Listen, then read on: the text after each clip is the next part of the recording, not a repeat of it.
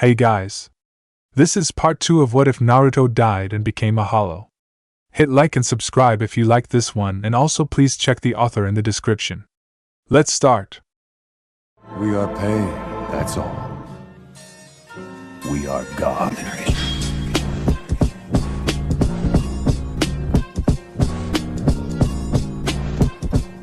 Chapter 5, Apaciguando a Dios.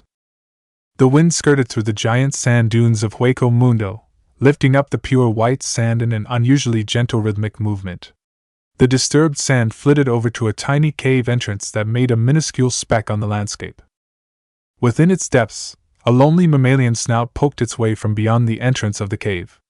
It moved its way farther out into the open, the rest of the face becoming visible in the moonlight. Bloodshot eyes, paranoid eyes they were. They frantically moved to and fro across the landscape, taking in all of their surroundings. They even looked to the rear, clearly not completely trusting their new companions yet. Furmose was at the head of the new group, his pensive expression unchanged. Behind him were the other hollows, their masks showing many different expressions, ranging from broad, toothy grins to closed-mouthed frowns. He vaguely wondered whether or not they were capable of feeling the emotions that were plastered on their masks. Naruto noticed that they hadn't said a word, or couldn't say a word. They distinctly reminded him of the ANBU. Silent warriors who lived to mindlessly serve their corrupt master, who often doubled as cannon fodder. Cannon fodder who are likely reaping the benefits of Kyuubi, no doubt, he thought scornfully, as images of a red-cloaked shinobi entered his mind. It made his blood boil. Those rat bastards in Konoha would pay the price, dearly. But not now. Not with the damned Shinigami showing their faces there all the time. Konoha would just continue on living its life, romanticizing the exploits of the ninja and preaching their superficial will of fire bullshit. Never mind that they're receiving help from the beyond. Naruto paused for a moment, not daring to believe that he was actually one of them once. Only after becoming a hollow did he realize how much was needed to be sacrificed in order to maintain their reputation. So, Las Noches should come into view about 10 miles east of here, is that right? Asked Furmose, relaying the information to the group. Naruto half-watched him as he rallied the hollows together, the luminescence brightening and dimming to match the purpose of the brainwashing. Yeah, if that Ajucha's leader can be trusted, said Naruto. Oh, I wouldn't worry too much about that. That claim that he was only distantly connected with Las Noches is false. He only said that to keep face around here. The truth of the matter is that he originally belonged to Las Noches, in its army to be exact, said Furmose. He was? Then what was he doing down in the Minos forest? Asked Naruto, his mask conveying a look of astonishment. Furmose smiled at him. I don't know the full details, as he was unlikely to share any personal information, but I do know this. There was an event that traumatized him during his time in Las Noches. You see, its king, Barrigan Luzenbarn, has some pretty nasty habits. Falling out of his favor can have some drastic consequences. Anyway, there came a point in time where he was expelled from the palace of Las Noches. The reasons for that are unclear, but I have an odd hunch that it was a mission failure that caused it. But what's really clear is that King Barrigan had tried to execute him in some way, but failed. After the incident at Las Noches, he wandered around the surface for a while, before he fell into the Minos forest through the same manner in which all hollows do. Obviously, the weak hollows that exist in the Minos forest were no match for an Ajucha's. He bit and tore his way through the Minos forest, until he came across the same hive you found just days ago. He met the previous leader of the sector, to whom he challenged in a battle for supremacy. But the previous leader was no match for the superior combat training of Las Noches, and within minutes he was slaughtered and replaced as leader. Naruto's ears twitched, only hearing the words superior combat training and Las Noches. He sped over to Furmose and grabbed the larger hollow's shoulders, shaking them frantically. Is it true? You can really become that much stronger by joining Las Noches? He asked. Oh yes, the training you get there is top of the line for hollows, said Furmose, surprised by Naruto's change in aggression, as it was the first time he had seen this behavior. He used his segmented tail to gently pry Naruto off of him, before walking ahead of the younger hollow. That's why we're going there, right? asked Furamos rhetorically, as he began to trek off into Hueco Mundo. The other hollows followed obediently. To gain power. His voice sounded particularly far away. Naruto hid a look of excitement and determination, before falling into line with the others as they began to walk in the direction of Las Noches. They didn't look back. From the darkness of the cave the party had just left, two disturbingly black, slanted eyes watched the group walk through Hueco Mundo, the gaze focusing particularly on Naruto. The eyes disappeared for a moment, before their owner slinked out of the cave. It was a black-cloaked, slightly hunched figure about 7 feet in height. Most of its face was obscured by the hood that it wore. Its head inclined down to the footprints the group had made, before turning to look in their direction almost sinisterly. It laughed suddenly, the pitches and tones changing abruptly, making it sound disturbing. At one moment, it would be cool and calm, and the next it would be high-pitched and distorted.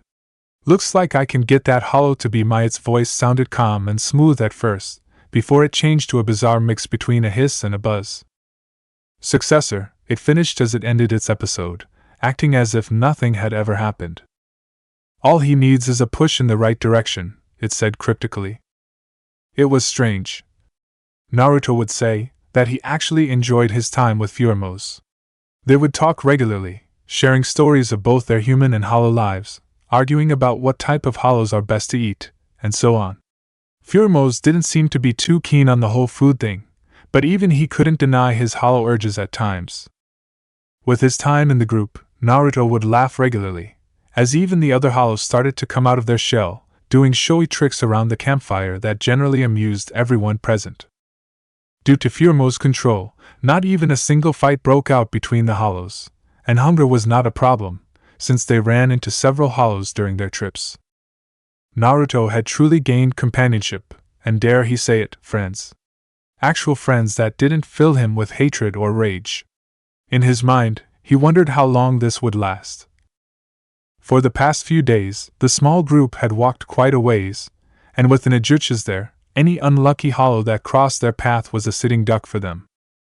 Las Noches came into view after only a day, but the hollows realized that their journey was still far from complete. It had now been a week since they left the forest, and they had still only reached the most distant outposts of Las Noches. The ones that were so far removed that they shouldn't even be considered a part of Las Noches.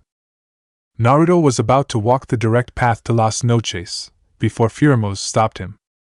"We're going to go around these outposts, and take the indirect path to Las Noches," he said. "What? Why?" said Naruto, annoyance creeping into his voice. If there was anything that annoyed him about Furamos, it was his tendency to waste time with his longer, more complicated plans and routes. Furamos looked at him. "Because there's bound to be sentries stationed along this path. Not to mention the giant sand hollow Lunaganga lives along this path. It's best to take a slightly longer path free of any danger," said Furamos a little forcefully. Fine, said Naruto exasperatedly. This wasn't the first time Furamos had irritated him. Generally, the Ajuchas tended to play on the safe side, taking his time and thinking things through first. Naruto, on the other hand, recklessly clung on the dangerous side of life, being brutally decisive and preferring not to waste time. Furamos had already begun walking, the other hollows giving him a wide berth as he passed. He was walking up a fairly small hill to the left of Naruto, when a blurry, silver streak flashed horizontally along the bug hollow's torso. It was long and narrow, and for a split second nobody could tell what it was. That is, until it propelled Furamos off of the hill back into the narrow depression where Naruto stood. At the top of the hill stood an Ajuchas, larger than Furamos, with long, gangly limbs and a bird-like face. There was a small tattoo on its torso, appearing to be some sort of realistic human skull. It held a stoic expression on its beaky face, showing off a very professional, non-personal demeanor. "Halt!" it cried, its authoritative voice and stature bearing a striking resemblance to a medieval guard. "If you're going in that direction you must only be headed for the palace of Las Noches. Nobody is allowed in there without King Barrigan's consent," said the bird in a monotone voice. A sentry, thought Furamos. This isn't good. If we've met a sentry out this far, who knows how many more might be on the road ahead. Who are you to tell me what started Naruto? Before Furmose pulled him away from the sentry and over to the side. What are you doing? You can't challenge someone from Las Noches. There might be others around to back him up, whispered Furmose in a terse voice, pulling the Fox Hollow's head closer to his own. See all those small buildings along the path? He said, panning Naruto's head around the land. Those are outposts for guys like him. Some are abandoned, but any one of them could have more sentries. Well, what do you suggest we do? Asked Naruto angrily. In case you haven't noticed, this guy is not exactly keen on letting us in. I've got a plan on this, hissed Furmose. Just look at him. Both Hollows turned around to see that the sentry had turned his attention away from them and onto a small lizard that was burrowing its way up. The sentry kept on attempting to hit it with his wiry limbs. Naruto and Furmose turned away from it, a mutual understanding present on each of their faces. He doesn't exactly seem like the smartest Hollow in the world. We just may be able to sucker our way into Las Noches, said Furmose. Understanding lit itself on Naruto's face, as he squeezed past the Fox Hollow over to the sentry. Just follow my lead, he whispered to Naruto at the last moment. Furmose picked up a handful of sand, gesturing for Naruto to do the same. He then threw the sand all over himself, making himself look dirtier and more ragged. Naruto did the same, and somehow even the other Hollows had registered that they needed to throw sand all over themselves as well. Oh, ich, moaned Furmose pitifully, turning the guard's attention back to the ragtag group. He saw the big Ajuchas in the center lie down on the ground, and pretty soon the Fox Hollow behind awkwardly joined him, and soon after there were more than 20 Hollows lying in the sand. The guard was seriously perplexed by this behavior, before he remembering that he was addressing these Hollows before. Oh yeah, as I was saying, no intruders allowed in Las Noches, he said forcefully. But please, you must let us in to see Baragan-sama, said Furmose quietly, subtly increasing the intensity of his light before moaning again. Naruto, despite his humiliation, moaned along with him. Quiet! Why should I, the great Rixolo, take you pathetic weaklings to see His Majesty? He shouted, poising his limb to strike Furmose. Somehow the limb looked like it had gotten a lot sharper. But... Shut up! Shut up or I'll kill you!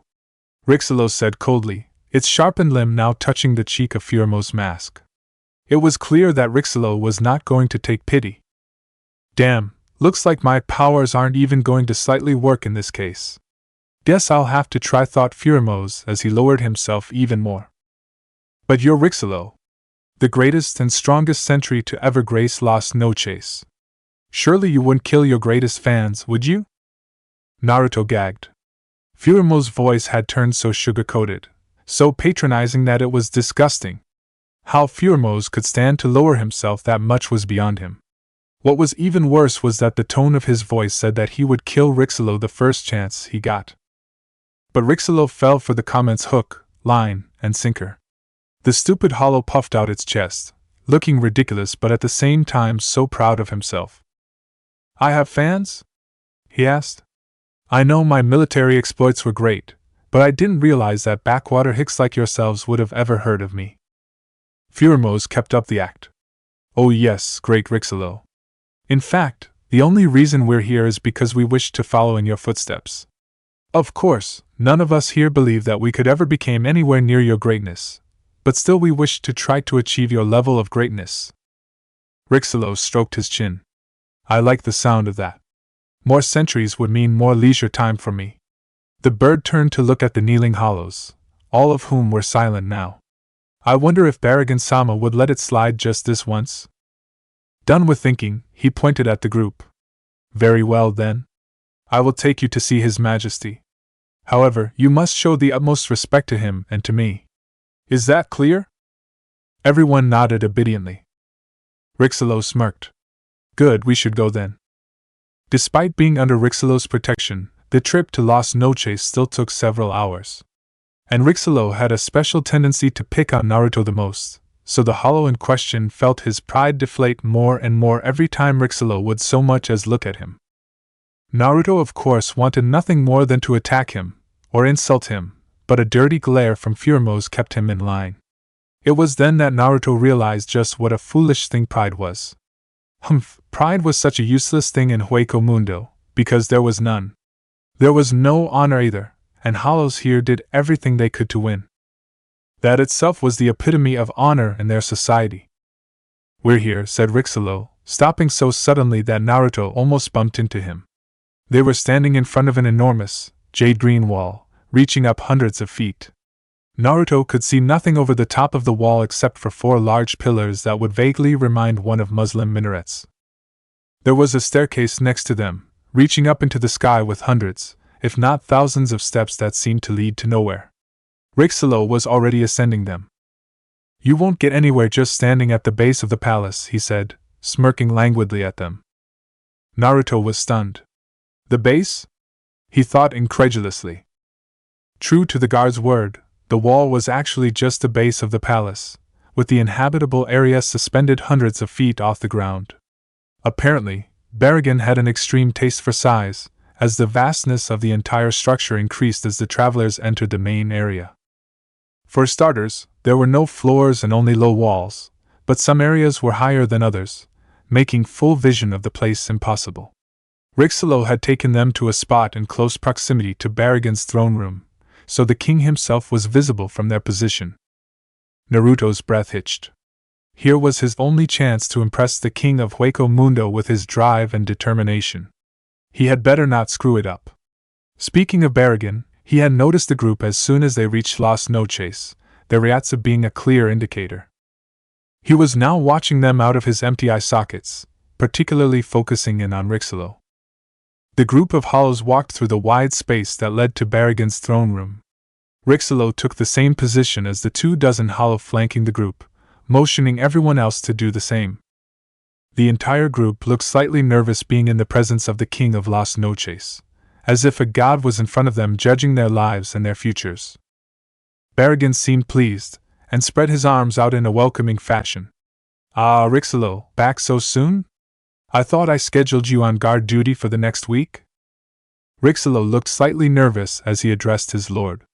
"Yes, my liege, you did. But I found this group of hollows along the path claiming that they wish to join the army of Las Noches.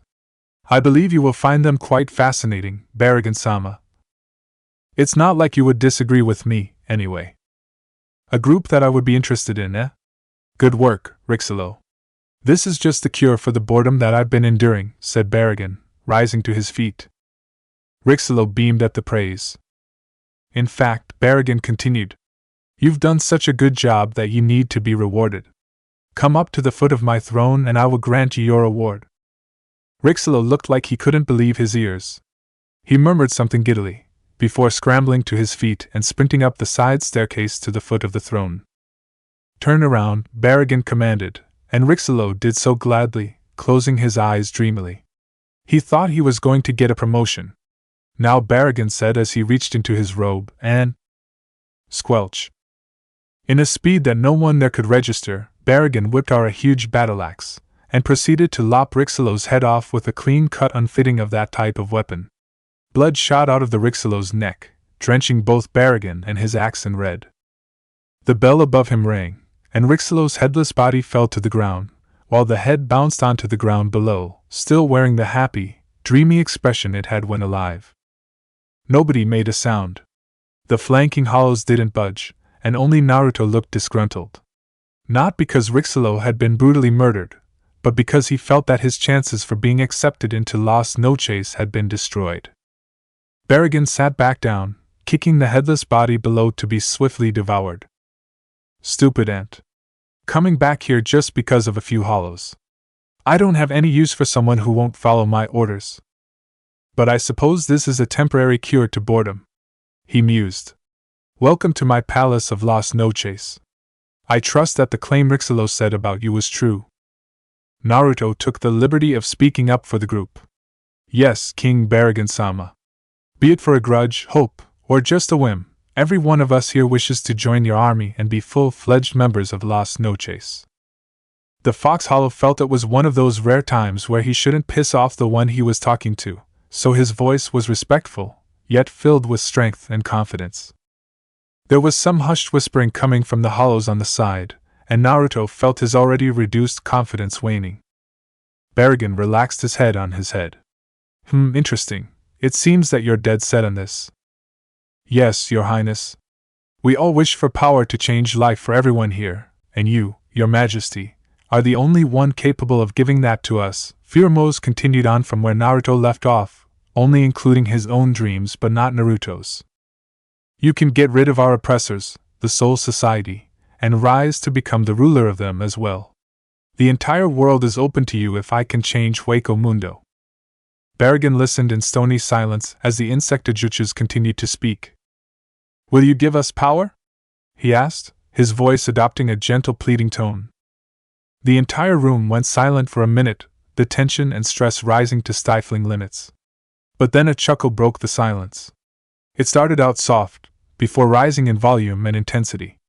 Pretty soon, it was full-blown laughter. Barrigan was laughing at them. Naruto and Furumo looked at each other, and stood there with a dumbfounded look on their face as the king laughed. Ridiculous! Ridiculous! You ants! You ants! The king screeched, using the very same words he would repeat in years to come. Look around you! What do I need an increase in the size of my army for?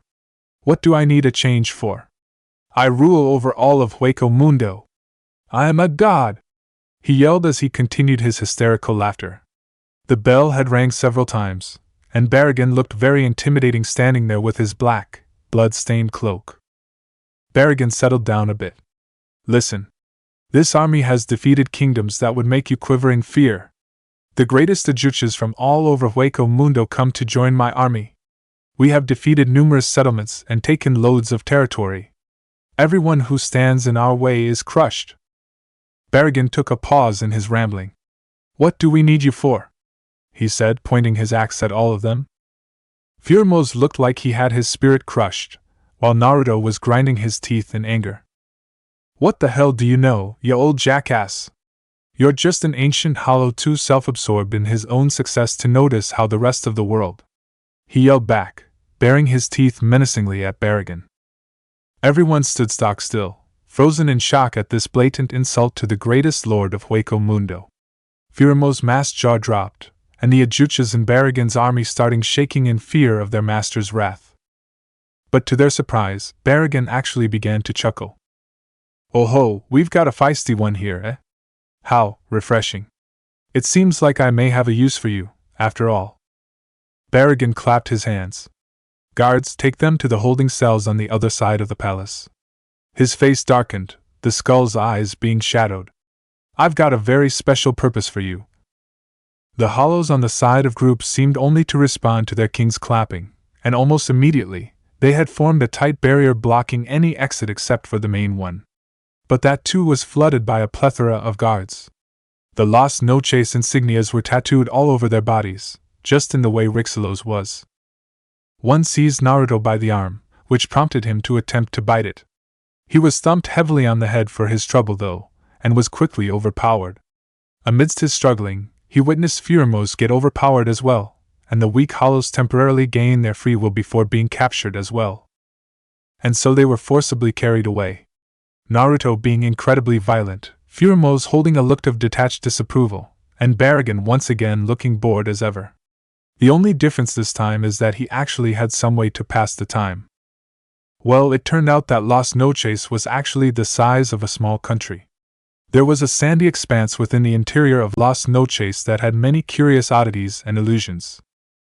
There were small towns, house and quarters that looked like they served a very high-ranking officer, and an arena that looked remarkably similar to the Colosseum in Rome.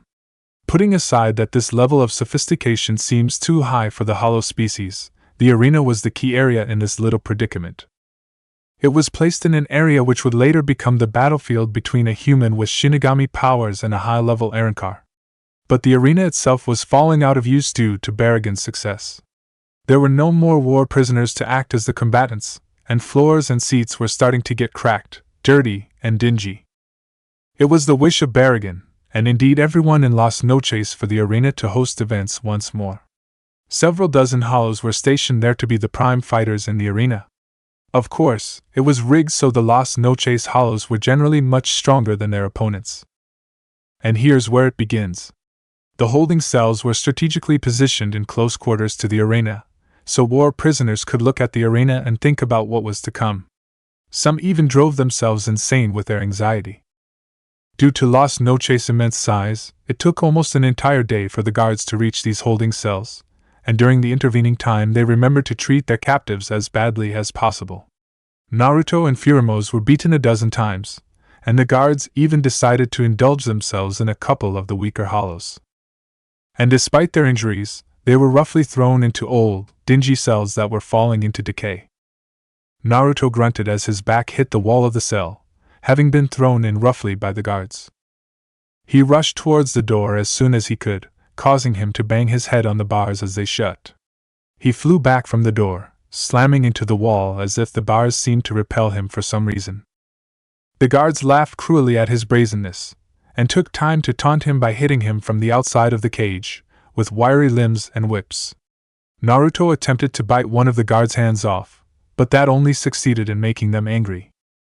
The guards gave him a sound beating, before leaving him to wallow in his pathetic misery. Naruto glanced around, and noticed everyone else was in the same predicament as he was in.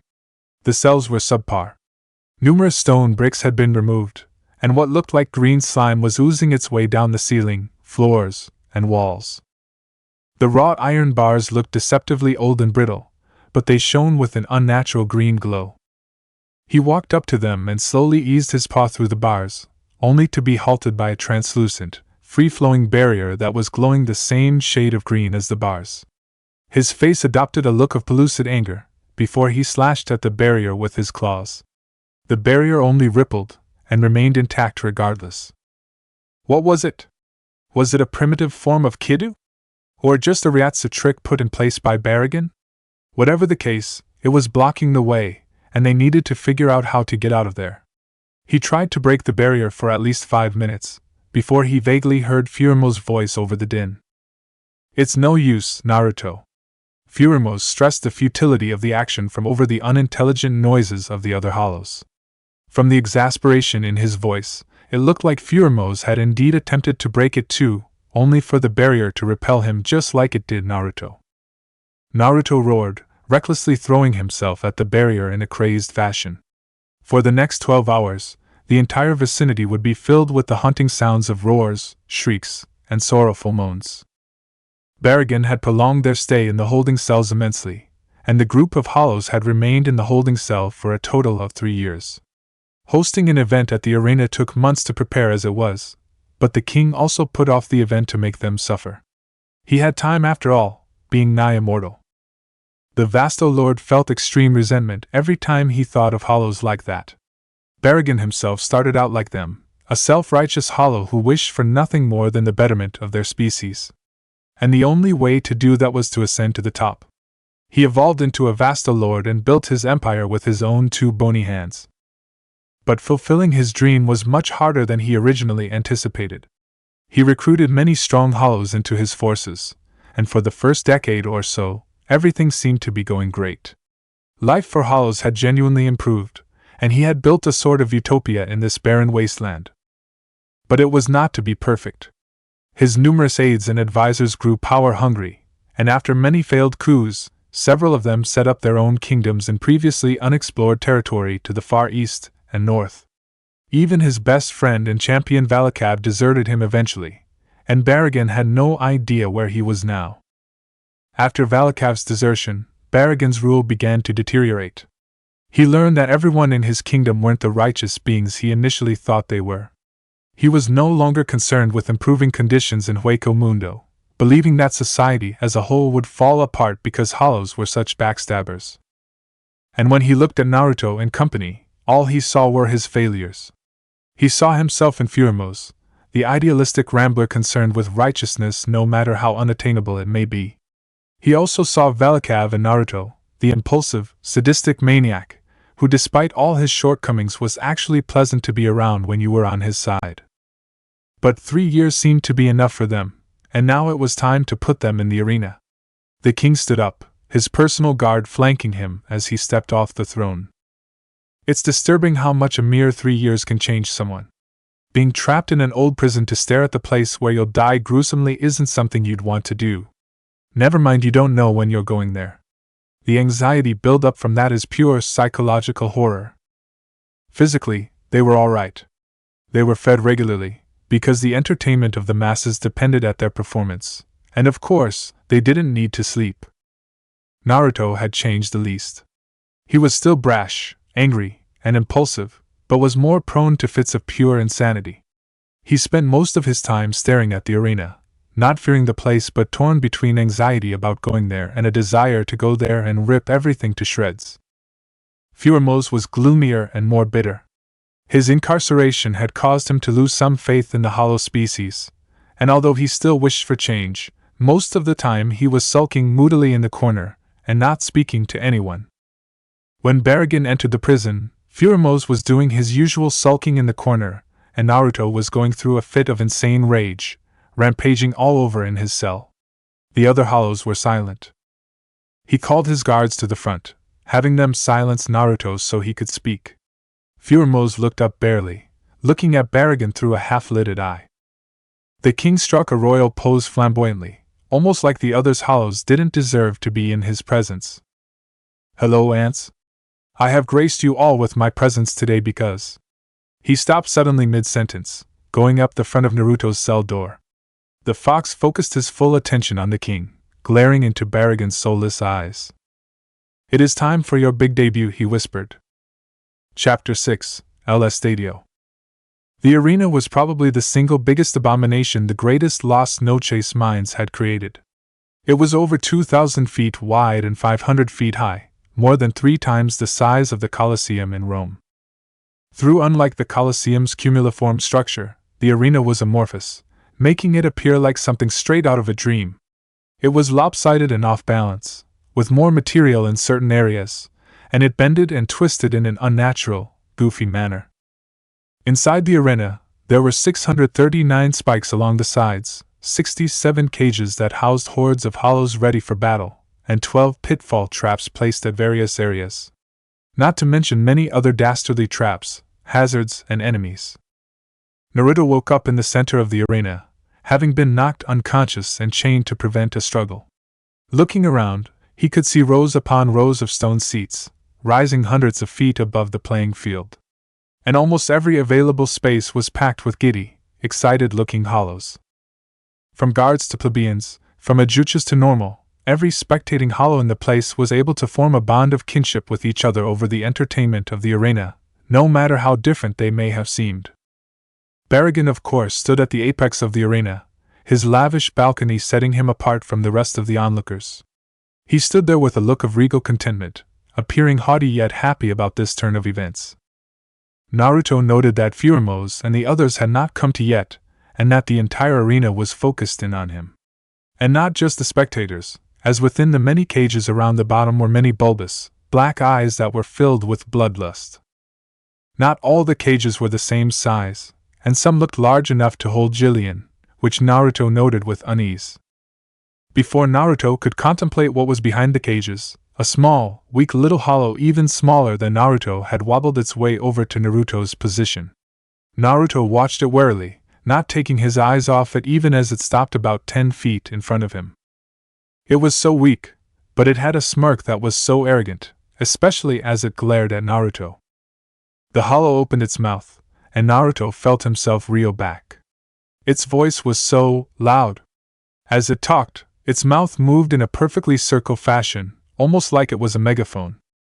"Ladies and gentlemen, hollows and ajuchas, welcome to the 55th Las Noches Arena performance." It started, its voice echoing to all corners of the arena. The crowd of hollows didn't cheer, but instead cackled evilly at the prospect. Naruto moved even farther away. The thing's voice sounded like a circus barker with a sinus infection, and the jeers of the crowd were of many frequencies, from soprano to bass, which mixed in a cacophony. "Competing today in a spectacle of death and doom," the announcer continued. "All the way from Sector 16 of the Minos Forest, are the Forest Losers."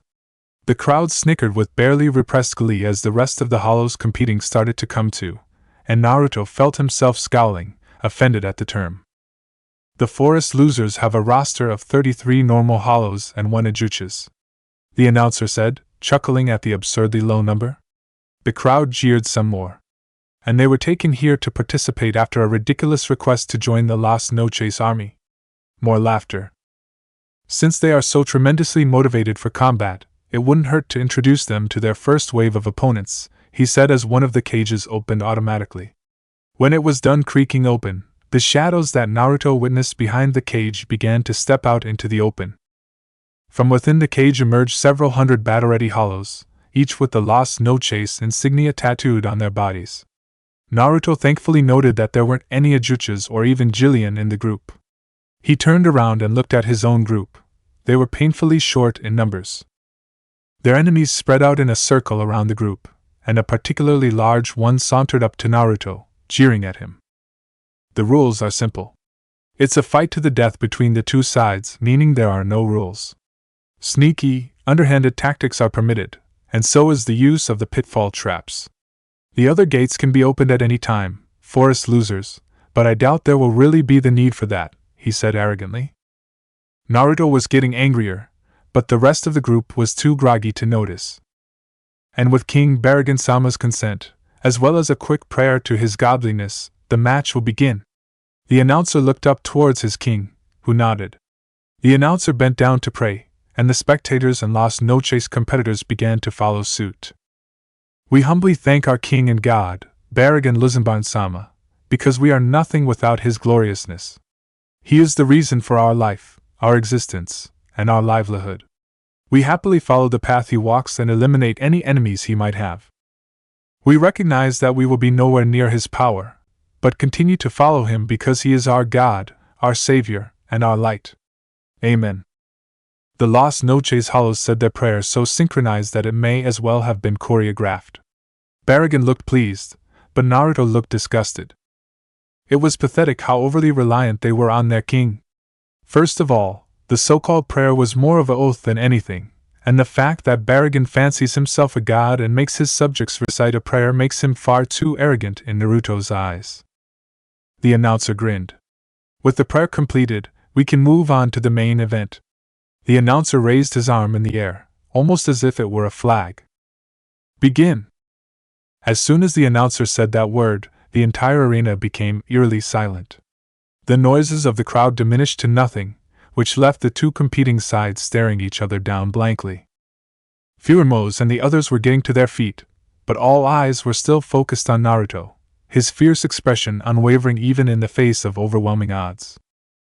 Naruto's own black orbs were focused on the big hollow in the center, who was equally staring him down. It was a fluorescent orange-looking hollow, humanoid in shape. Its mask was a withdrawn oblong square, stretching upwards almost like a crown. Its forearms were covered in a darker orange armor, and there were spikes jutting out from its ribcage. It wore nothing other than a small loincloth that covered where its unmentionables would have been. "You will die for our god," it whispered so quietly that it might have been the wind.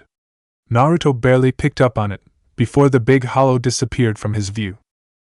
Naruto jolted upright, surprised at the sudden motion. The orange hollow reappeared in his vision while tackling him, scattering the two hollows away from the rest of the competitors. They landed in a heap about 20 feet away, the increased speed of the orange hollow throwing them that far. Naruto coughed up blood onto the other hollow's body, a result of his opponent's immense weight and the spikes that were currently digging into him. He clumsily seized one of the spikes with his front paw, using the momentum to pull out the spike from his body as well as to break the one he was holding. The body spike was brittle enough to snap, and Naruto was left with a piece of it in his hand. The hollow howled in pain, backing away from Naruto to go on the defensive. About 100 other hollows had begun moving as well, immediately pinpointing the clustered group of enemy hollows. They were about to attack the weaker hollows of the group when Furumo slid himself between the two forces, sliding himself into a bizarre stance as he did. The hollows didn't stop. Furumo held out his pincers, putting one on top of the other. He warmed up the front side of his crystalline body parts to a far greater degree, angling the light so that it would only reach the incoming hollows. "Peligro," he said bitterly, signifying that he didn't want to do this. Immediately, about 1/3 of the hollows present fell under the spell of Furumo's light. Desperately, they hurried over to get closer to the light, most knocking over their comrades and getting knocked over themselves. Furumo's technique left nothing but a bunch of disorientated and confused hollows on the ground. Furumo's wasted no time in taking advantage of their confusion, and with his powerful pincers began hacking and slashing away at the grounded hollows, like a barbarian warrior in a bloodlust. Before anyone could even register what had happened, around 50 hollow corpses lay on the ground. Furumo stood off to the side, his head tilted down, and a look of shame present on his face. "Forgive me," whispered Furumo to himself as the crowd hissed and booed at the display. The rest of the hollows noticed what had happened to their fallen brothers, and the battle intensified as more hollows entered the fray, 2 more gates being opened. Clearly they had underestimated the power of the Ajuches, because his superior combat abilities allowed him to kill many more hollows.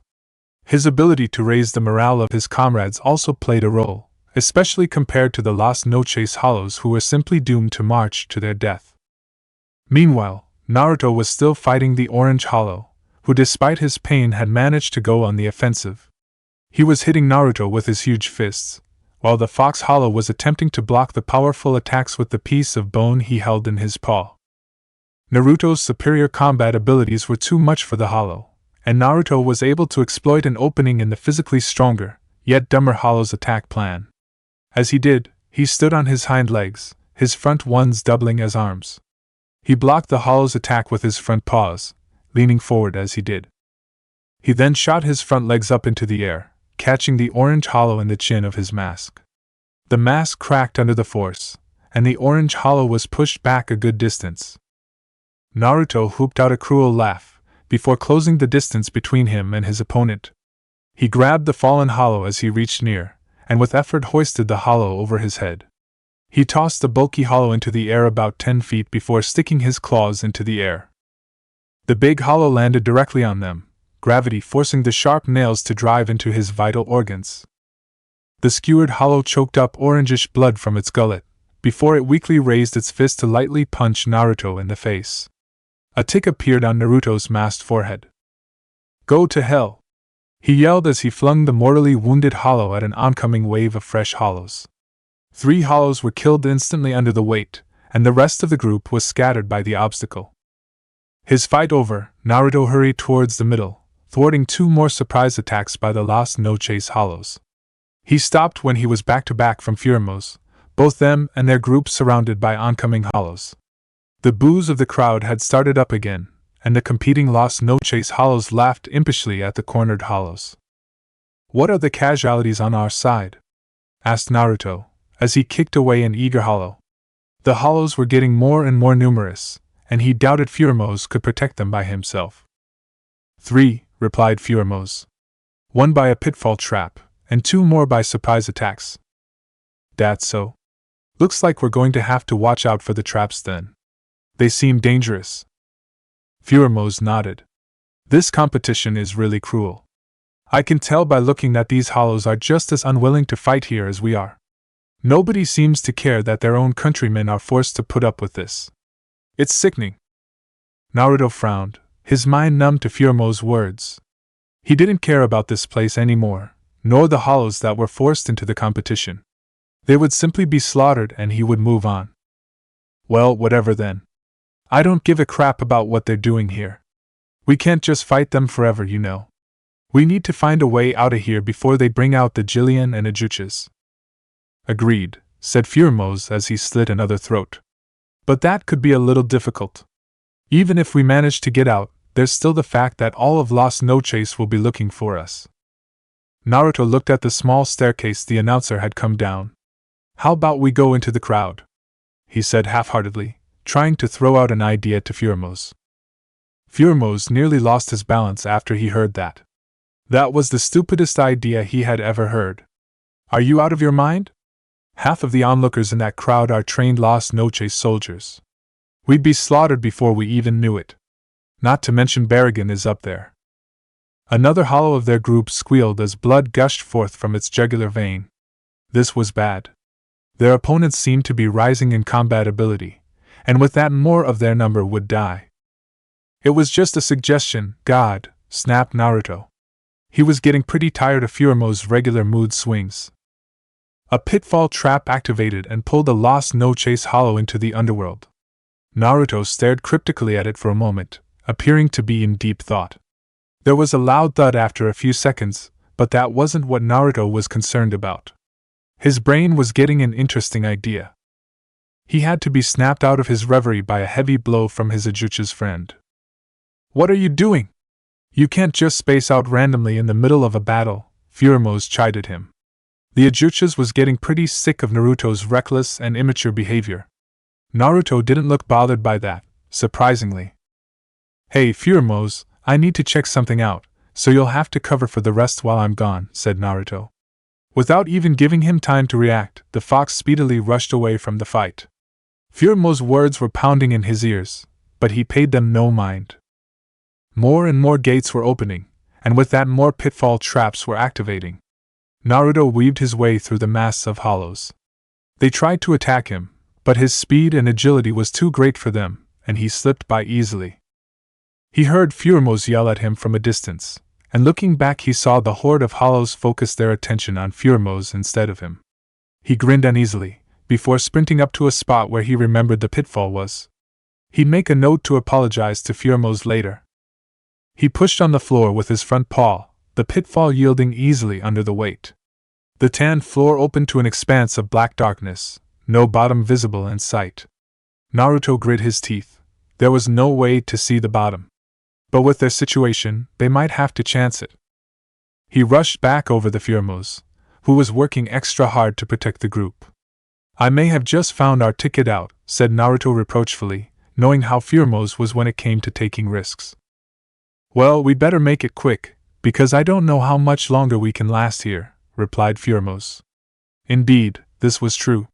Almost half of their group had been killed now, some of the boulder hollows taking on competition they couldn't handle. Furumos himself had no wounds on his person, but the death of his comrades was leaving him surly. "Got it. Now, here's what we do," Naruto whispered, so the other hollows couldn't pick up on his words. Furumos shook his head ruefully. "That has got to be the most reckless, stupid, and childish plan I have ever heard in my life. Just the sheer odds against us is so mind-blowing that I can't." He was cut off in his rambling by a brutal slash that traced his back. He gingerly stepped over a corpse to Naruto. "But I guess we don't have any choice. Fine, we'll go along with your plan. I just hope you know what you're doing on this," he sighed. Naruto grinned, patting the wound on Furumos' back, prompting the insect to curse him out. Yeah? Just don't worry about it. I'll be back in a while." Before he could get anywhere, two large hollows, almost twice the size of Naruto, blocked his path. There were big, ghoulish grins on their faces, and they laughed uproariously when Naruto came to a halt in front of them. Hey, where do you think you're going, little hollow?" mocked the one on the left. It was abnormally thin, with a deep green color and a creepy smile on its mask. "The hollows you've faced before were small time. Now that we're out, don't think that you'll leave here alive," said the one on the right. It had an old likeness to Chuji, with its rotund body and squished face. Both hollows were arrogant, and something told Naruto that they didn't have the capabilities they claimed to have. This was just stupid. He didn't have time for these idiots. Naruto glared up at them, a cold anger present in his eyes. "Move," he said simply. He turned back to Furumos, and the cold look was wiped clean off his mask. "Sorry, looks like I'll be delayed a bit. Try and get everyone left to hold out a little while longer. Now see here, you're about to die, so where do you think you get off making Dima?" I said move. The look was back. Furumos looked on in bewilderment, concern etched all over his face for the seemingly bipolar hollow. He'd never seen Naruto like this before. His fury seemed to reverberate throughout the entire arena as the crowd fell silent from their usual taunting. A tick appeared on the thin hollow's face. "You, don't blame us when you die," its shrill voice yelled as both hollows lunged at Naruto. Naruto stared at the attack motionlessly, before a sick smile creeped its way onto Naruto's canine visage. Naruto moved forward at their attack, and after what seemed like an eternity, crouched in between the two oncoming hollows. He grabbed both of their limbs, and with a strong push, overpowered them and sent them both crashing into the ground. You were so full of openings that it made me want to laugh. And you too call the other hollows small time, he hissed. Another hollow attempted to save the two grounded hollows, but he was gutted by Naruto, who hadn't even looked away from the now frightened pair. You know, I don't take very kindly to folks who get in the way of my goal, mused Naruto, as he sucked the delicious blood off his paws. I tend to brutalize my victims beyond recognition when that happens. Oh, I have a problem, don't I? Naruto lightly began dragging his claws along his own face, before putting them at his victims' necks. And I course enjoy every minute of it. Furumo's looked at Naruto, his breath hitching in his lungs. Was that really Naruto? While he knew Naruto could be brutal, he always believed that he was doing it for the sake of justice. He always believed that Naruto wanted to destroy the Shinigami so he could lead the Hollow species to a new golden age. But maybe he was doing it all for the sake of his own, misguided revenge. You shouldn't enjoy killing, and yet Naruto was talking like a sadist, relishing in his victim's fear and defeat. Had he really misjudged the young Hollow so severely? If he did, why was he darting around the arena, doing his damnedest to keep the other Hollows from reaching Naruto? People like you should just die for my sake, continued Naruto. That was the icing on the cake. That selfish little line had just confirmed it for him. Naruto paid no attention to the fact that his monologue was being overheard by Furumo's. He was too absorbed in his own gruesome business. He grabbed the pudgy Hollow's flabby wrist, and promptly snapped it as if it were a twig. The Hollow's thick skin gave him nothing in this situation, and the fat Hollow cried out in pain. He turned to see his partner screaming in rage at Naruto, who then gave him a sadistic smile and broke his wrist as well. He grabbed two more Hollows that were trying to attack him, and casually ripped both their arms off. Ignoring the shower of blood and the screaming Hollows, he tossed the detached limbs onto his victim's laps. Eat it, he said simply. Eat the flesh of your own comrades. The Hollows seemed to brighten at this remark, and with gusto they began happily eating the arms of their brethren. Naruto scowled when one laughed, feeling humiliation seep into his pores. The crowd was laughing, and although it may not have necessarily been at him, it sure felt like it. He smacked the severed arms away, and the two Hollows looked up at him in protest.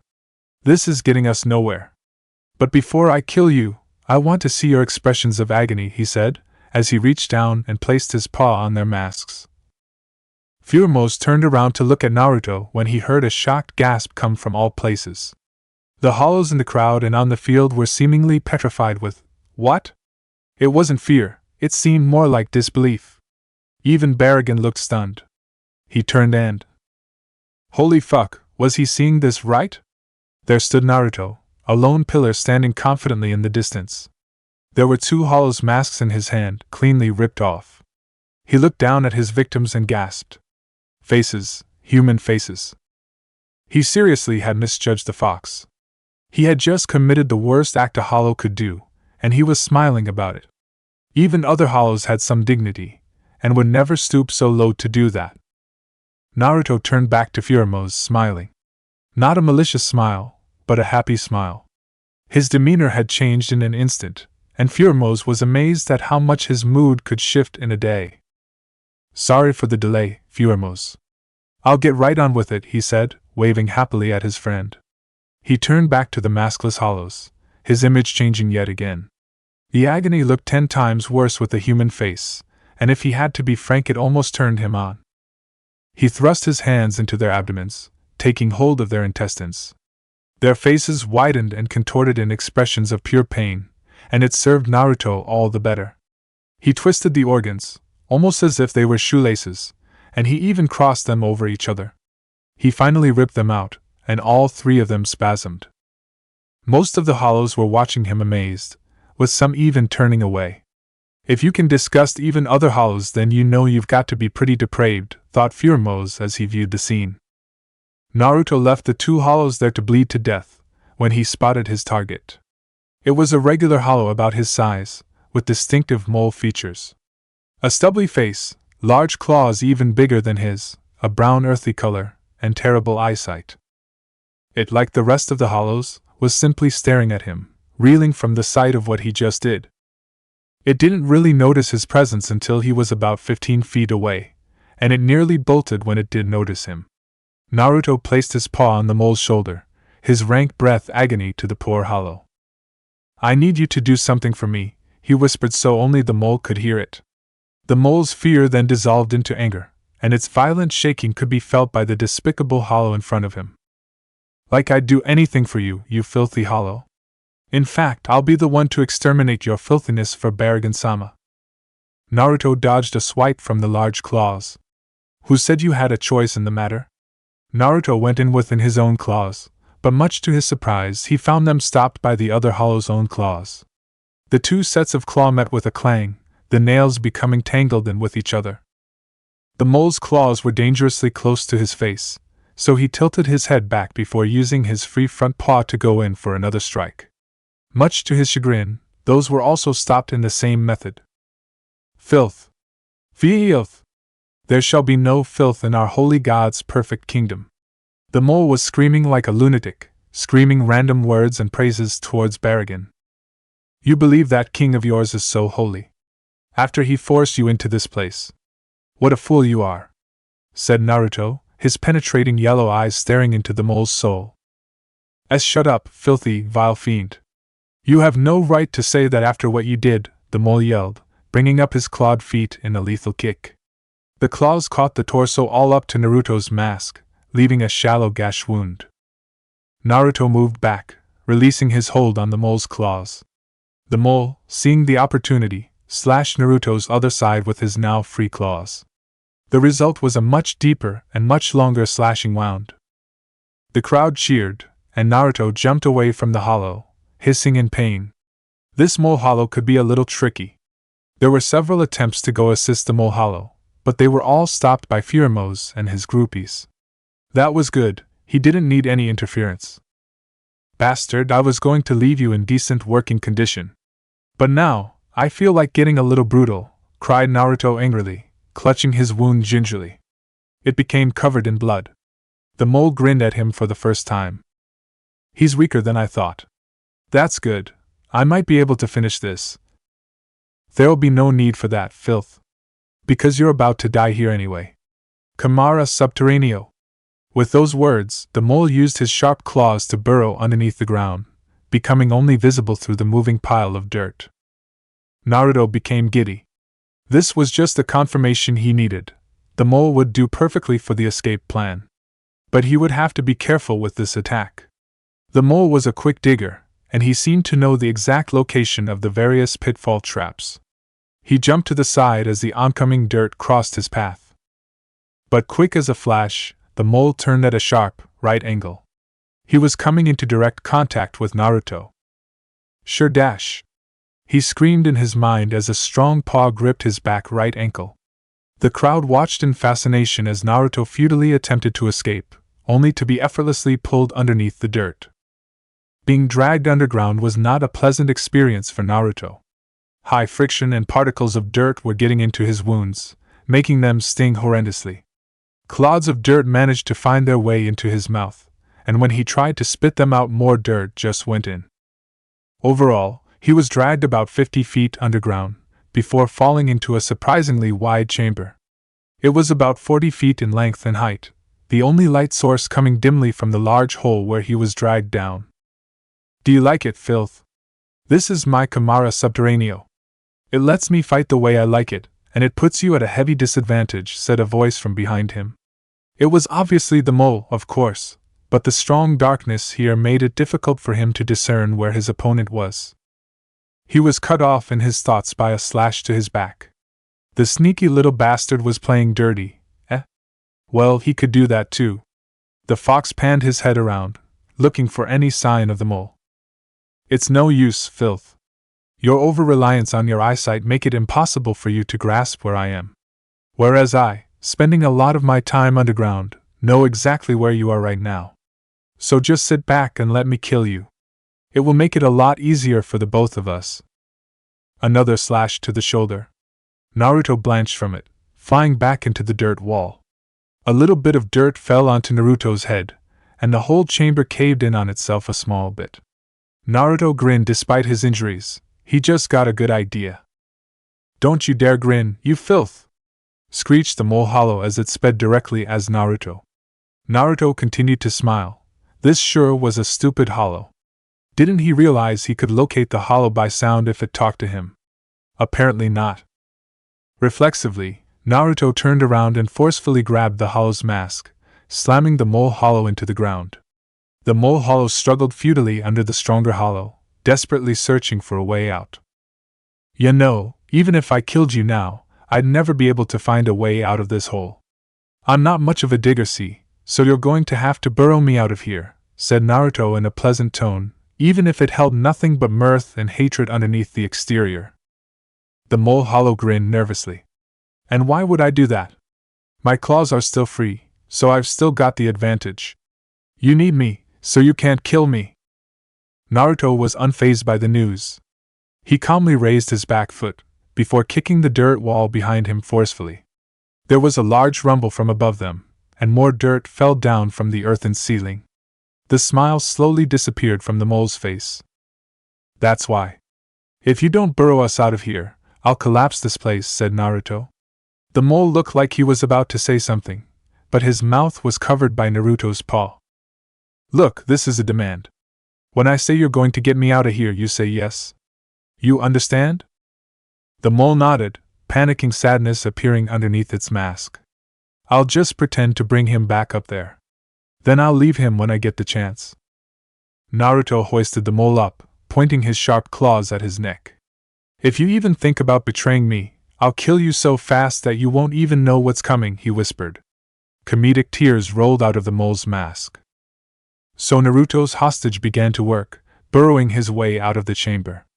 It was slower than normal because he was forced to stand in an upright position, because of the claws pointed at his necks. One false move, Naruto warned, as he ran his claws across the mole's neck. Enough to draw blood, but not enough to kill. Baragon didn't know what to think about this display in the arena. On one hand, he was angry and ashamed at his vassals because they were failing to kill this puny little group of hollows. Not to mention there was that unspeakable act performed by that fox hollow that had him shaking in pure rage. On the other hand, he was feeling ecstatic. Not many performances in the arena lasted for over an hour, and yet this one was lasting for almost 2 and still going. But he was starting to the competition for these hollows wasn't big enough.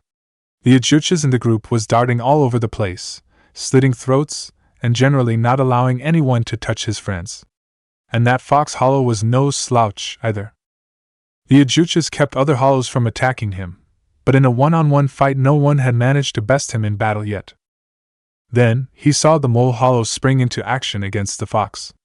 At first, it looked like the mole was winning, administering several injuries to the fox hollow, as well as capturing it with his technique. But that all changed when the mole hollow resurfaced, the fox hollow's claws directly on his neck. The fox hollow promptly knocked out the mole, and that was when Baragon felt his ire rising. Send out the Jillian!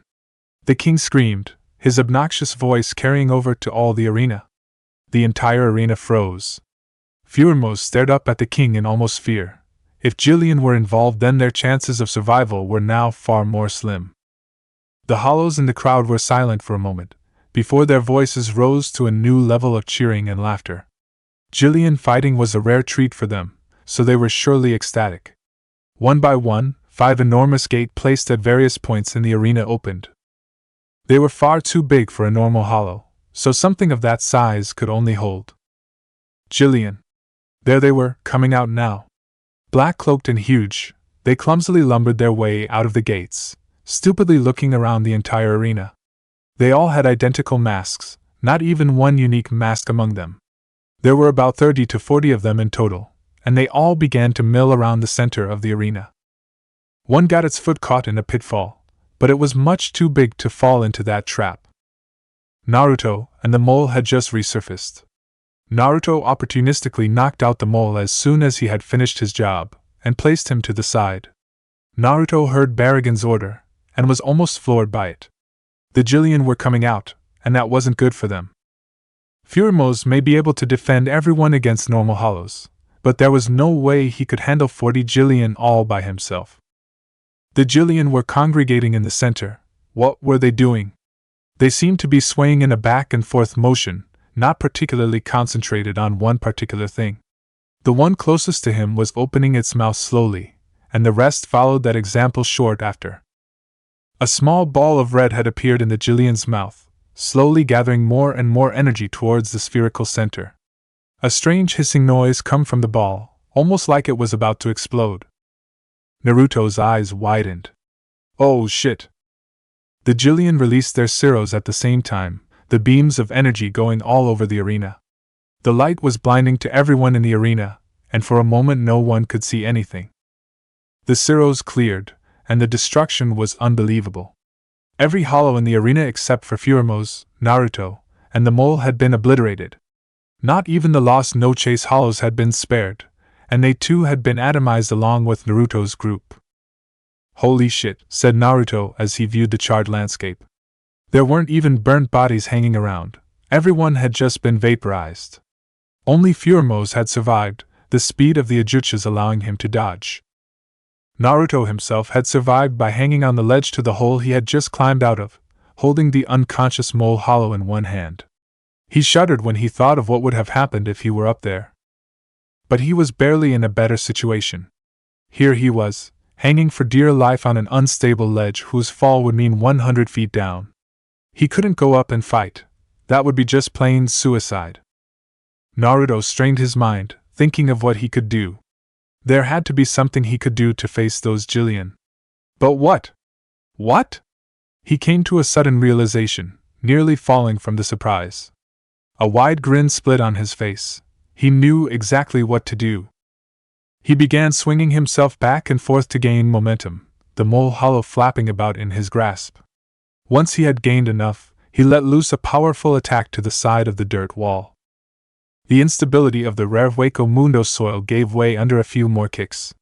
The dirt flowed down the hole, and after a short time, there was a small platform that Naruto could safely drop down on and be relatively safe from attack. Once he dropped down, he checked the small entrance to be sure no Jillian could spot him. It seemed okay, plus everyone would think that he would have died from that last attack. He sat down crisscross on the dirt platform, closing his eyes as he did. He felt the cold Hueco Mundo breeze enter his pores, as well as the rough dirt floor. His mind focused on one thing. He blocked out all sensory distractions and earthly worries and slipped into a pure, blissful thought process. His breathing slowed, and for probably the first time since his death he was completely calm. He even forgot about where he was for a short time. Sometime during the experience, the ground changed from the earthy dirt to a cold puddle of water. He opened his eyes, seeing the all-too-familiar sewer around him. But there was something different about it this time. The walls around him had changed from the rustic khaki he remembered to an almost midnight black. The knee-deep water now came up to his waist, and it was no longer clear, cool, and refreshing. It was now a deep, murky red, and it could be as cold as Arctic water. Pipes and doors still lined the hallway, yet they now seemed more deteriorated and water-damaged than before. The more he walked down the hallway, the more the place unnerved him. While before it gave off a vibe of mysterious warmth, now it was colder, eviler. This was now nothing more than a madhouse for the insane. He noticed a door, more deteriorated and water-damaged than the rest. It was in a location at the end of the hall, and a strange unearthly glow emitted from it, creating a solitary globe of warmth in this dank, forsaken sewer. He walked up to the door, hypnotized by the entrancing light. The door opened with a creak, and Naruto had just reached his destination. He finally had reached the familiar wide chamber he was searching for. But it was different. The Kyuubi's cage was still there, but it was smaller, and the seal and bars seemed to fade in and out of existence. The water had disappeared, and gave way to a floor with a chessboard pattern, sort of like one you would see in a grand palace. Numerous paintings lined the walls, and disturbingly they were all pictures of him. On the left side was the picture of the human him, painted with mostly whites and blues. All of the pictures showed him smiling, and he appeared to be a symbol of purity. But he was cartoonish and cubistic in this picture, almost like the painter was trying to say that this beautiful, pure being was nothing but an illusion. On the right side showed the rage-filled hollow he was today.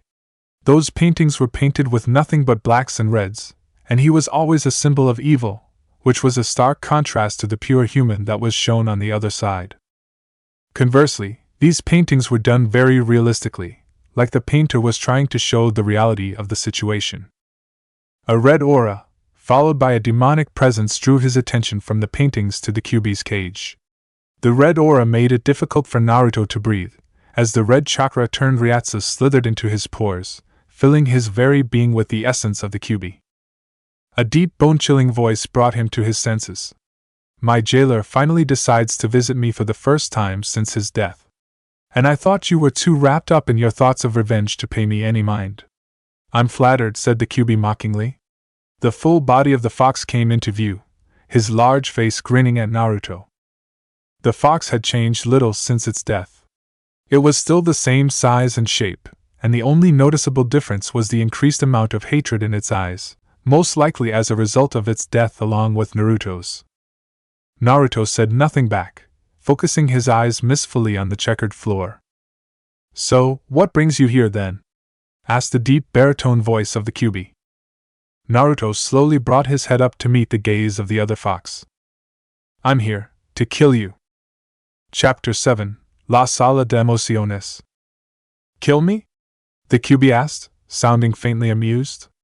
Its sadistic and arrogant nature would never allow Kyuubi to believe it could actually be killed. An awkward, tense silence ran through the halls for a good 20 seconds. Naruto disturbingly thought the paintings on the walls were vaguely staring at him accusingly, as if he were proclaiming an impossible idea. He straightened and stared up at the great beast blankly, as if he were expecting its passing amusement. A dark, powerful chuckle from the demon broke the silence. This was a delicate situation, and Kyuubi was taking no mind to that. Such an impudent little brat. You wish to kill me? Me, of all things. After all the things I've done for you? Who's the one who has always saved you all these years? Who's the one who gave you power when you needed it? Why me, of course. The Kyuubi paused for a moment. But I guess I shouldn't act so surprised. After all, you've always been an ungrateful little shit. Why should that change simply because we died?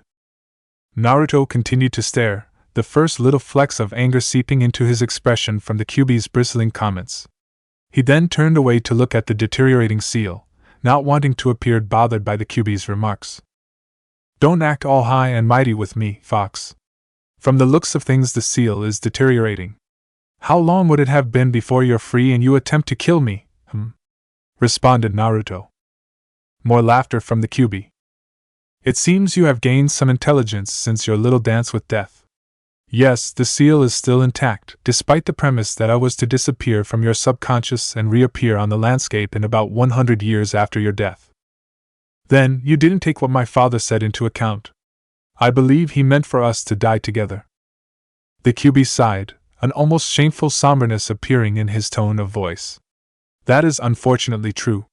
The Yondame's seal was stronger than I anticipated, and instead of being thrust back into the living world, I instead remained sealed in you while existing in an afterlife that I honestly didn't expect. The larger fox said nothing for a moment, before it spoke again, now with a tone of sinister happiness. However, your father's talent with sealing wasn't perfect. True to what you said, the seal is indeed weakening, likely as a result of this abrupt change from chakra to this Riryoku, as you call it. No seal can completely handle such an abrupt change, and then of course there's the matter of the change in energy. It appears to me that Riryoku isn't as strong a binding agent as chakra is. Its hold on the seal has several weak points at many places, causing the seal itself to structurally break down before our very eyes. The Kyuubi laughed again, this time one of malicious delight at the prospect. Very soon the seal will break down completely, and I will be free to resume my place and wreak havoc on this new world again as I please. This time, when no blasted shinobi to hinder my progress. It was Naruto's turn to laugh now. That statement was just so idiotic to him that he couldn't help it. Oh, get over yourself, Kyuubi. I'll admit it, you have power. Power that I need. But the afterlife has a lot more powerful beings than those in life. More powerful beings than you realize. You're not a force of nature anymore, just a very big hollow. Your Ryatsu is that of only a jillion to a low-level Ajuchas, and your power is nowhere near enough to be able to do as you please. If you tried that, you'd be annihilated instantly. That seemed to strike a nerve. Kyuubi directed actual hot, burning fury at Naruto, rather than the cold anger he usually sent his way. It seems that the comment had really gotten under the Kyuubi's skin. After all, centuries of being at the top, and then being told that you weren't powerful anymore. It had to be at least a little touchy. Silence, you insolent little brat. This seal will be off soon enough, and when that happens, I'll rip you to shreds. And I will personally go and bring destruction on this new world. That I guarantee. The beings in this world are nothing compared to me. Nothing, you understand. The Kyuubi roared, its voice carrying with it a cataclysmic torrent that would have bowled over a human. Naruto stood his ground though, and wasn't even fazed by the fury of the Kyuubi. In fact, he looked downright pleased by the reaction, as if he had succeeded at getting a rise out of a little kid instead of a 100-meter-tall monster. So then, why don't I just hasten the process for the both of us? The Fox Hollow slowly walked up to the weakened seal, vaguely aware of the Kyuubi's eyes narrowing menacingly at his approach. He smiled slyly, much to the confusion of the Kyuubi. But the fox remained silent, mulling over whether it was a trick or not. Don't think about it too hard, Kyuubi. I said before that I was going to kill you. I can't exactly do that if you're still locked up in that cage, now can I? Asked Naruto rhetorically. The larger fox grinned evilly. It seems you're eager for your own death. Naruto said nothing, and only split his face into a sinister grin that mirrored the Kyuubi's own. Though his grin was for an entirely different purpose. He approached the cage, and with a monumental slowness that emphasized suspense, lifted his front, right paw and raised it to the cage. He was stopped by a long, tanned arm that came out of nowhere and strongly grasped the Hollow's wrist. Naruto continued to stare blankly at the fox, his mouth slightly ajar in pure annoyed disbelief. He hadn't looked towards the owner of arm, but he had a feeling he wouldn't like who it was. Oh fuck, not again, were his annoyed thoughts, as he thought back to the similar situation to this when he was alive. He looked up. The Kyuubi looked pissed, kind of like Christmas was cancelled.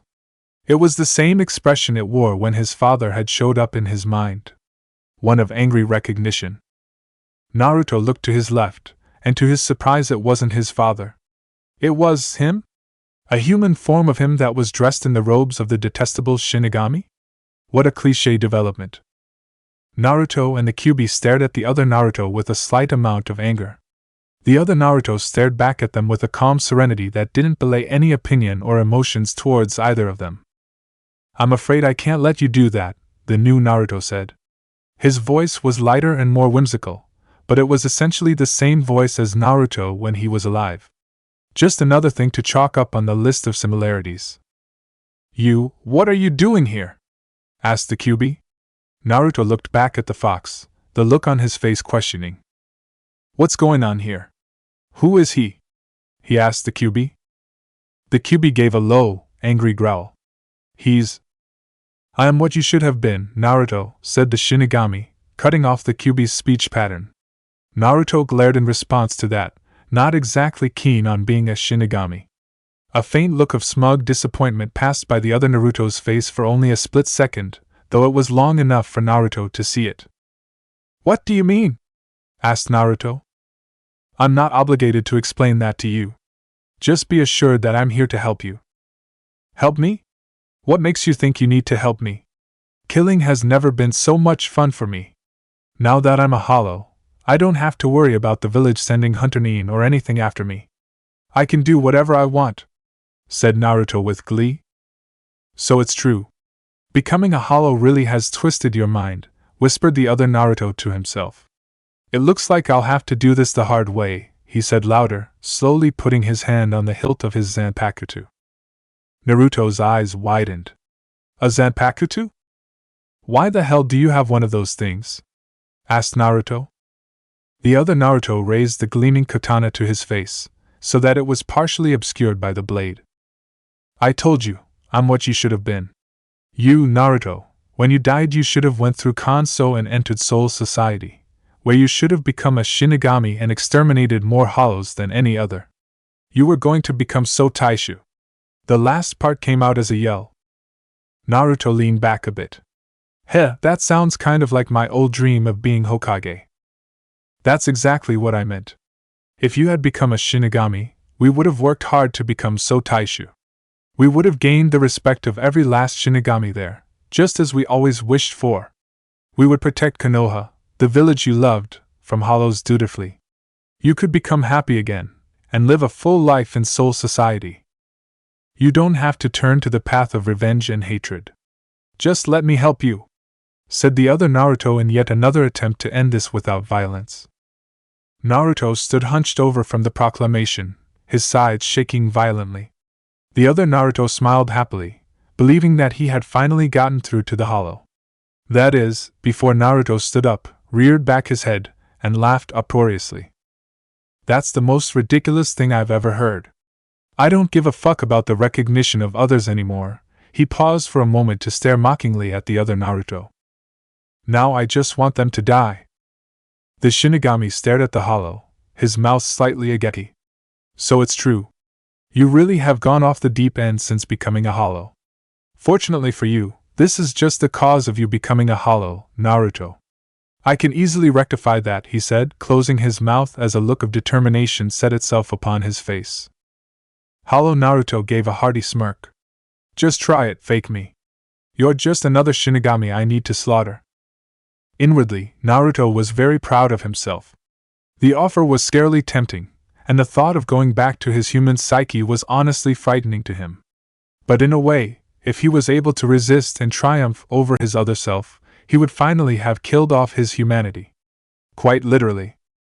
He was already doing more cruel and vile things.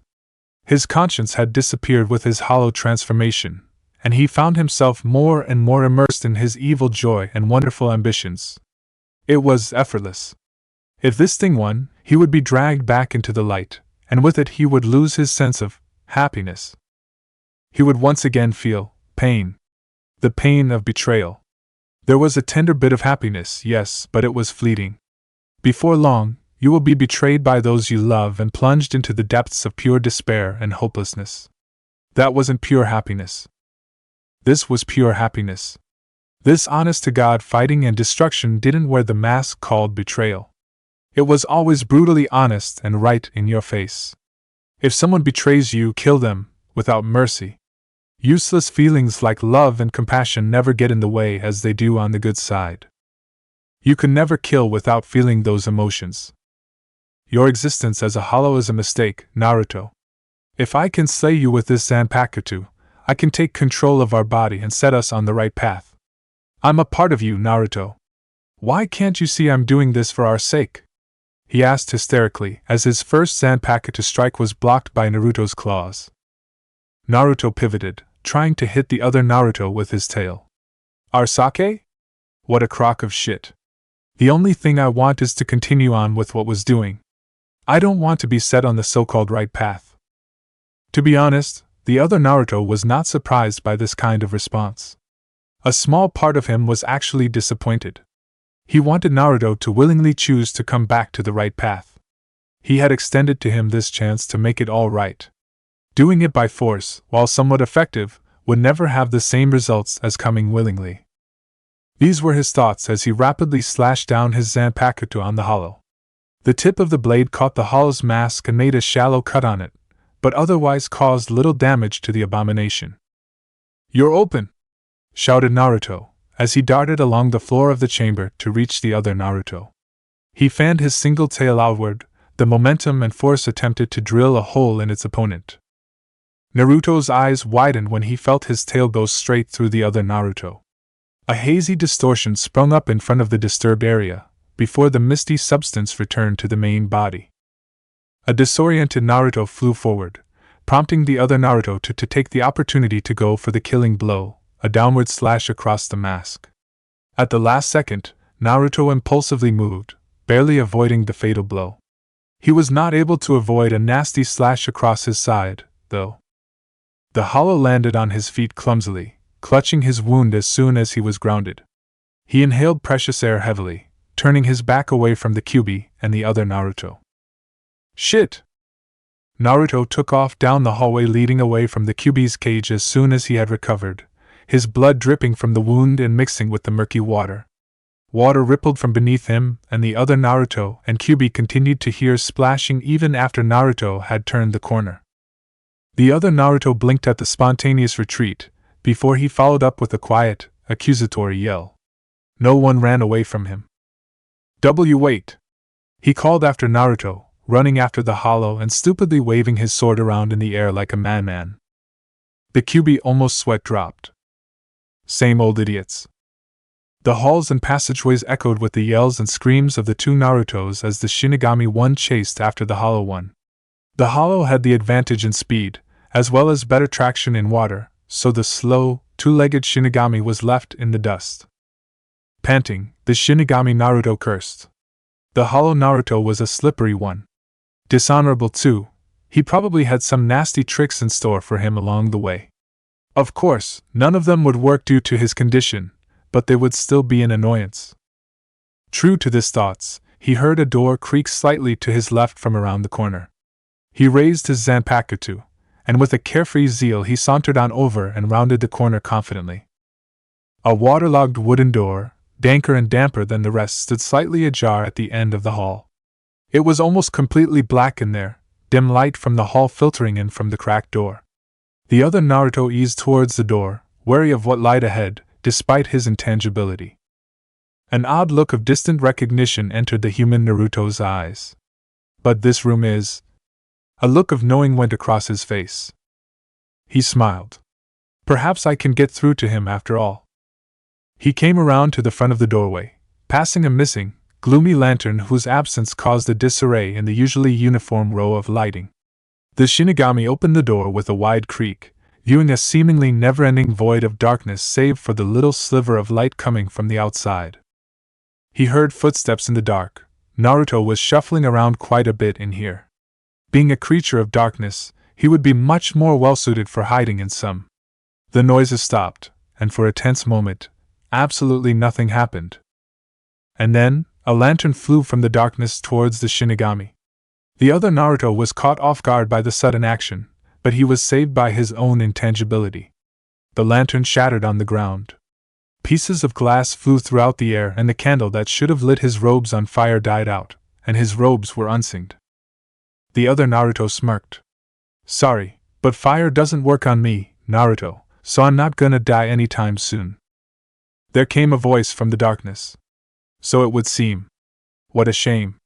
The voice was smooth and mocking, but there was a slight amount of panic in its tone. Don't beat yourself up over it. My mental state is just far more stable and healthy than yours. You are a hollow, after all. There came nothing but silence from the darkness, so the other Naruto used this as an opportunity to continue. You know, this is technically my mind as well. I don't think you realize this, but an individual's mindscape can be shaped to their liking to a certain extent. There are many things that are unchangeable, but there are things that are. Like this. The other Naruto stood there effortlessly as the entire room lit up in the time span of a second. The hollow Naruto was standing about 20 feet away, fittingly looking like a deer caught in headlights. The Shinigami Naruto smiled cheekily. Found ya? The lit room's appearance was very interesting. The stone brick that made up the walls and floor had changed color to a harsh, charcoal black. Both Narutos were actually standing on some kind of scaffolding, with a large circular area in the center below them surrounded by guardrails. Down in the pit, there were roughly 30 of these square, black objects. It was unclear what they were from their point of view, but smoke was clearly rising from them. They also seemed to be connected to something, since large, metallic pipes rose from the object, connecting to the wall of the room. With speed and agility, Naruto hopped over the guardrails, falling almost 100 feet to the ground floor of the room. The Shinigami Naruto continued to smile knowingly, appearing to realize some kind of advantage that he had found, but his posture would betray that as he impatiently ran over to the small staircase to the side. Why didn't he think of this before? He's been around this place for a while, but he supposed the thought had just slipped his mind. At a closer glance, Naruto could tell that they were furnaces. Indeed, they were furnaces, clunky kettle-black furnaces that were all alight with flame. And there weren't just orange flames. There were all sorts of colors. Red, yellow, blue, light blue, even black was intertwined in the mix. Naruto stood in a rare, curious awe as he watched the smoke from the flames rise up into the pipes. The strangest part about the spectacle was the varying intensities of the flames. Some flames burned with a size and heat unparalleled, while others were just a small wisp that was barely providing smoke. Naruto's eyes were drawn to two furnaces adjacent to each other. These two were the only one that were completely put out. Naruto was transfixed at the sight of those two furnaces. They seemed very familiar, almost like they were a missing piece of himself. What this meant he didn't know. How could he feel some sort of connection to an inanimate object? "What is this place?" asked Naruto in wonder. He didn't expect to get an answer. "This room is the source of all your emotions," came the Shinigami Naruto's voice on the staircase. Naruto turned around to look at him, for once his feelings of mystique outweighing his hostility for his other self. "Emotions?" asked Naruto. The other Naruto paused on the staircase, a faraway look coming into his misty eyes. "Yes, emotions. Every one of those furnaces is the fuel for your emotions. The size of the fire represents the prevalence of a certain emotion, and the smoke that comes through the other pipes allows you to feel that emotion." He mirrored Naruto by staring at the two unlit furnaces. Compared to the others, they seemed pretty pathetic without a roaring fire. And those two pitiful furnaces over there represent your capacity to feel the emotions of love and compassion. The fact that they are unlit shows just how depraved you've become.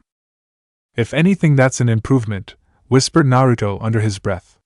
The other Naruto caught the words and frowned. "No, not really. And that's why I'm going to ask you one last time. Won't you reconsider my offer? If you do, I won't have to take control of your body." Naruto squinted his eyes suddenly, shakes racking his body as he clenched his fists. He didn't like being given conditions. Love. Compassion. I don't understand what those emotions are supposed to be. Those emotions lead to nothing but trust, which eventually will always lead to betrayal.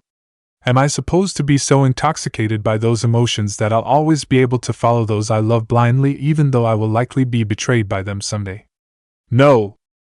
It's better to just reside in hatred and psychopathy than to have those emotions in my core being. Naruto was simply supposed to be monologuing to himself, but somehow that blasphemous comment managed to enrage the Shinigami Naruto.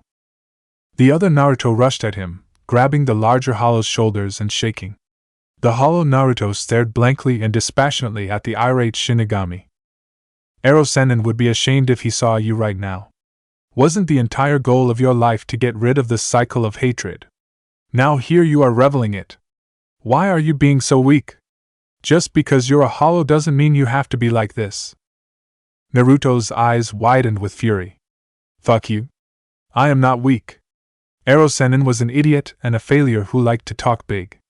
He'd never be able to stop the cycle of hatred, because there is no way to stop it. It's not some random piece of equipment that you can just repair." The Shinigami continued to shake him violently. "Then prove you're not weak. You're just whining like a baby simply because you don't want to feel betrayal or something. You're making no sense," shouted the other Naruto, as he violently shook the Hollow Naruto's shoulders again. "Shut up," said Naruto acidly in a cold fury. There was no smile on his face. In response to Naruto's verbal thrashing, Naruto reared back his front right paw, bringing it forward to slash the other Naruto in the midsection. The other Naruto's face contorted in shock as his intangibility became useless, and pain erupted from his right shoulder to his left hip. The other Naruto jumped back from the nasty wound inflicted to his torso. "How?" he asked. Naruto usually would have grinned at this point, but in this particular instance he did not. "You gave yourself away when you said your mental strength was greater than mine. You also said that the one in control of the mind would be able to influence this place, and proved it when you lit up this room to find me." "So what?" heaved the other Naruto, putting distance between himself and Naruto. "I've figured it out now. When two entities are fighting for control of the same mind and body, the one with the better resolve will always win. At this time, your resolve was greater than mine because of your intense desire to return me to your side, whereas I simply wanted to get on with my life." The other Naruto stared at the ceiling absent-mindedly. But now, a slight pause. He slowly twisted his head around, looking at the wounded Shinigami with a fierce amount of determination. I'm going to strengthen my resolve on killing you. That will show you I'm not weak. I will show you that lack of love and compassion does not make you weak. On the contrary, it only increases your combat abilities. The Shinigami Naruto's eyes widened as Naruto thrust into action, his speed and force increasing tenfold. He painfully lifted his Zanpakuto up, barely managing to stop the blow. Naruto's claws ground against his Zanpakuto as Naruto passed overhead. Thinking it was safe, the other Naruto didn't notice his counterpart slam his single tail against his back until it was too late. The foe's Shinigami flopped clumsily, crashing into one of the empty furnaces. He was being beaten at his own game. He noticed Naruto rushing at him with a determination unparalleled by anything he had ever seen before. This is insane. A normal opponent would at least give me time to recover.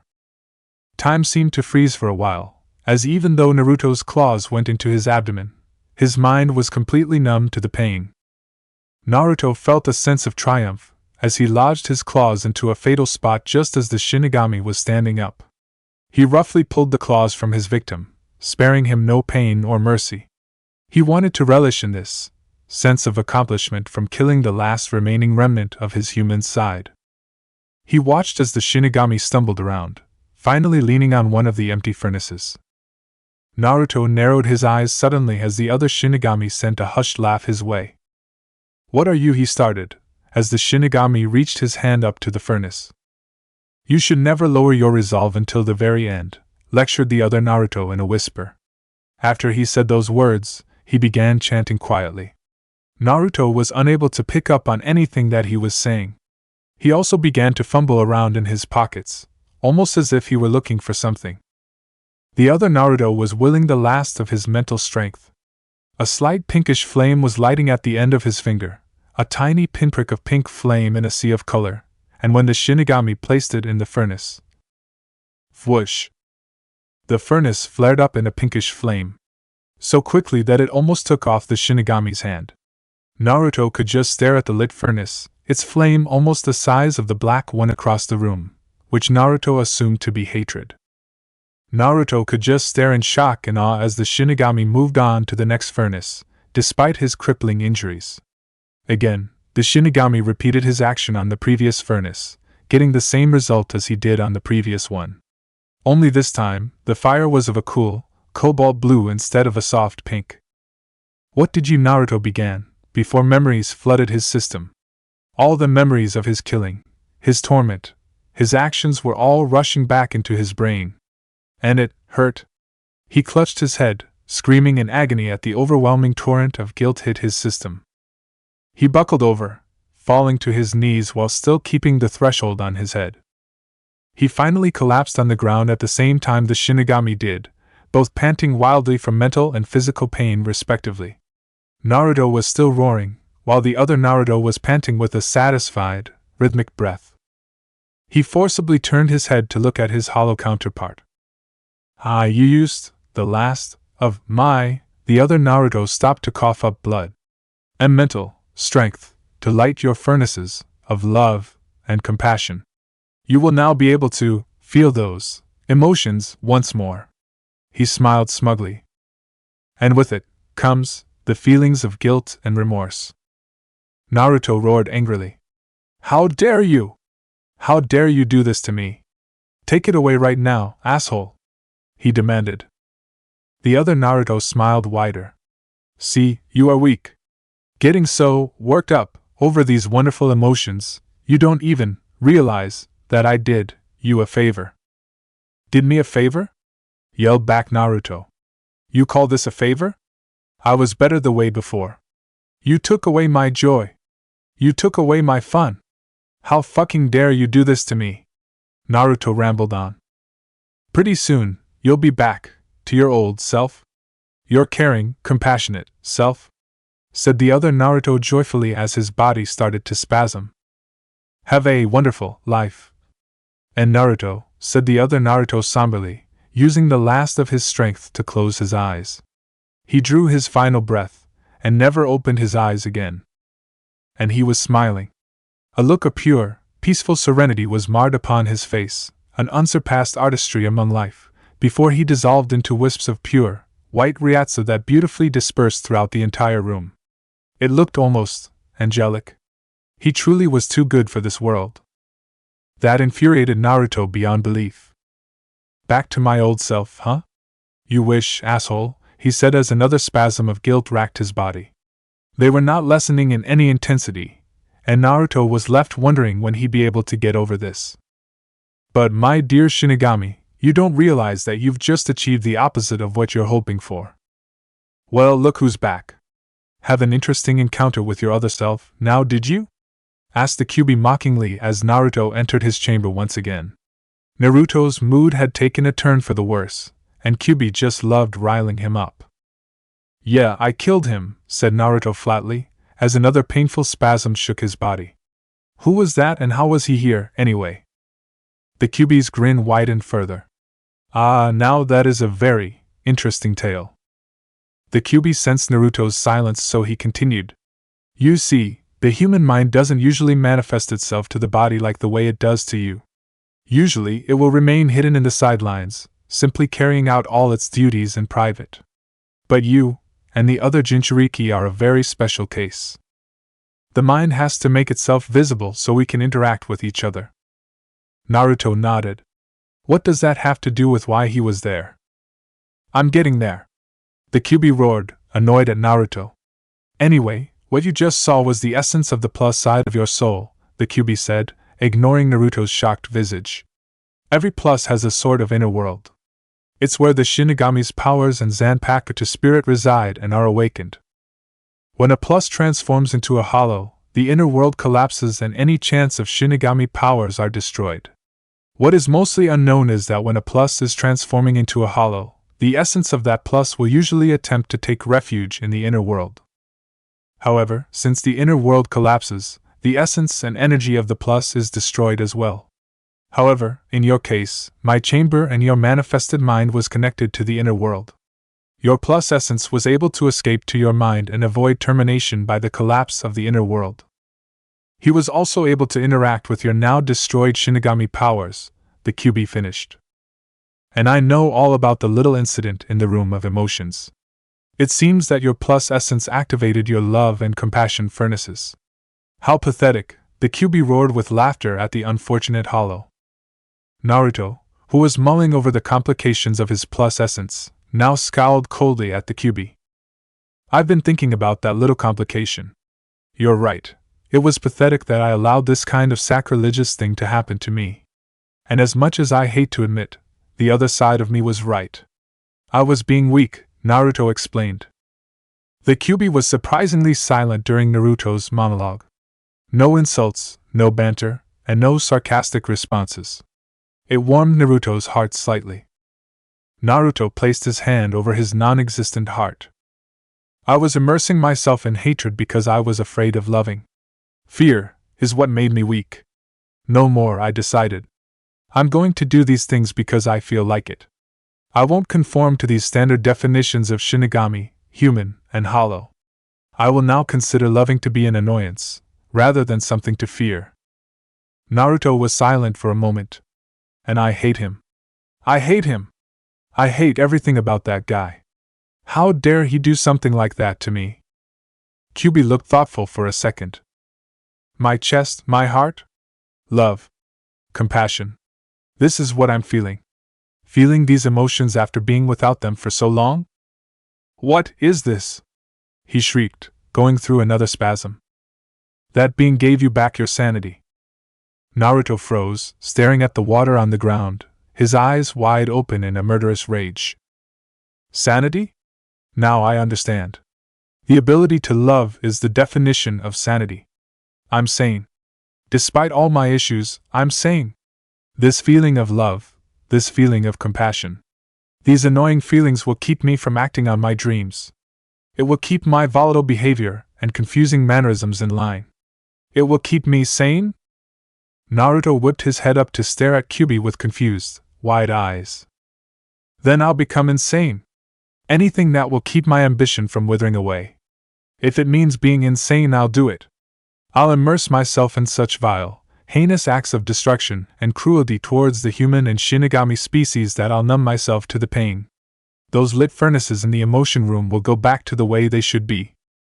I will kill my heart, he finished poetically. He was panting when he finished, rage and hate not even close to subsiding. What about your friend Furamos? How will he fit into your whole new view of life? Kyuubi's words once again caught Naruto off guard. Furamos? What would he do with him? He didn't love Furamos, of course, but that didn't stop him from caring about what happened to him. Would he hold the insect in the same disregard he held Shinigami and humans? Even before this I still held no hostile feelings towards other hollows. I don't think that's going to change, he said uncertainly. The Kyuubi grinned nastily. He had caught Naruto in a mistake. Naruto hastily changed the subject. But this is enough about my emotions problem. I still need to kill you and take your power. We are not going to talk anymore, and you will not mock me with your comments anymore. Without even bothering to listen to Kyuubi's reply, Naruto rushed right up to the Kyuubi's cage and tore the seal clean off. The flimsy piece of paper came off as easily as it should have. For a moment, everything was quiet. Naruto didn't talk, Kyuubi didn't talk, and only the sound of dripping water from the moldy ceiling outside filled their ears. After about a minute, a strange ball appeared where the now unlocked cage was. It expanded rapidly, fanning out in all directions, and both Naruto and Kyuubi were engulfed in a huge burst of yellow light. In 3 years' time, Konoha had gotten completely back on its feet, and secured itself as the continuing strongest nation in the ninja world. The Konoha 10 had surely risen throughout, every single one of them becoming at least a high-level jounin. Their efficiency and success of their high-level missions brought in much income for the Hi no Kuni, and Konoha was able to rebuild itself in record time. 19-year jounin Hirano Sakura was never more proud of her village as she walked through the new main street of Konoha. During the 3 years that had passed, Sakura had improved dramatically in her skills, rapidly closing the gap between herself and Tsunade.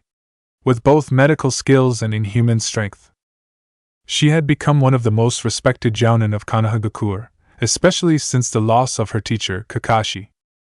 Children walked along her path, playing the classic ninja game. Delicious smells and wonderful sounds assaulted her nose and ears, and it would seem like Pain's invasion had never happened at all. Everyone was just so happy, despite all the changes. For example, Danza's rule. The man had established himself as not a bad leader. He actually had a secret admiration for the Sandaime, and despite his political disagreements with the man, loved Konoha very dearly. His attitude towards the other nations wasn't so peachy though. His dogmatic and militaristic stance got on other countries' nerves at times, so much that Suna had broken their alliance with him. He was just too obsessed with Konoha's social, political, and military superiority. The young woman looked around. There were posters everywhere. On buildings, on fences, on benches. Everywhere. And they all contained the same thing. Propaganda. Posters spouting one-sided information about their enemies, while glorifying Konoha. The will of fire was often used as a propaganda slogan. This was one of the main downsides of Danza's rule. Sakura herself had changed much over 3 years, after realizing that she was a late bloomer. She had gotten a bit taller, now clocking in at 5 feet 6 inches. She grew her hair out again, not as long as when she was 12, but long enough to reach her upper back.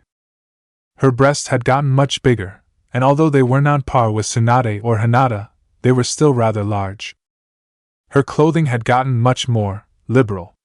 She still wore a similar red top to what she wore 3 years ago, but this one was much more form-fitting and low-cut, exposing much of her sizable cleavage. She also took a page out of Ino's book by cutting off her shirt about halfway, showing off a gratuitous view of her bare belly. Naturally, she attracted much of the male attention due to this and her admittedly beautiful face as she matured into a woman. But that didn't matter. Despite all the attention she got from men, it never mattered. Because both of her boys were dead. Her anger at Naruto's death had subsided shortly after, because nothing but grief and denial remained when she realized how much she actually missed the blonde. And to make things worse, Kakashi had also been reported killed in the struggle. Then about a month or two later, Sasuke's death was reported. He was torn to shreds by some foreign shinobi force, Danzo had publicly announced. The absolute brutality of the killing was horrific to even listen to. The two successive deaths of her teammates hit the poor girl hard. Naruto's death alone had been enough. He wasn't even given a funeral where she could grieve. Then, the boy who she twistedly but truthfully loved came home brutally eviscerated, and it was too much. Sakura was promptly torn to pieces. She spent almost 3 months wallowing in depression, rarely leaving her room and crying herself to sleep over her lost loved ones. Then, at the end of the 3rd month, after her parents' desperate attempts to console her, the rest of the Konoha 10 extended the hand of comfort to her. They would spend a month attempting to reach her, then another 5 to return her to old self. And even then, she just wasn't the same. She never carried that sense of hot-blooded spirit she had when she was younger. There was always a sort of brokenness in her eyes every time they looked at her. She had also gotten crueler on her missions, and she honestly picked up some of Danzo's dogmatic attitude when she heard a foreign force killed Sasuke. She stared up at the Hokage monument. Danzo's face had been added to the only remaining space on the mountain. She was wondering if that was symbolic of him being the last Hokage when a perky, feminine voice called out to her. Sakura! Hey, Sakura! The pink-haired woman recognized that voice anywhere. Ino was the one who had gotten closest to Sakura after the death of her 2 teammates. They once again shared a sort of friendship they had during the academy, without all the drama and rivalry messing up their relationship. Hello, Ino Pig, she said quietly. That old nickname never wore off. She viewed the changes Ino had undergone, and those were very few.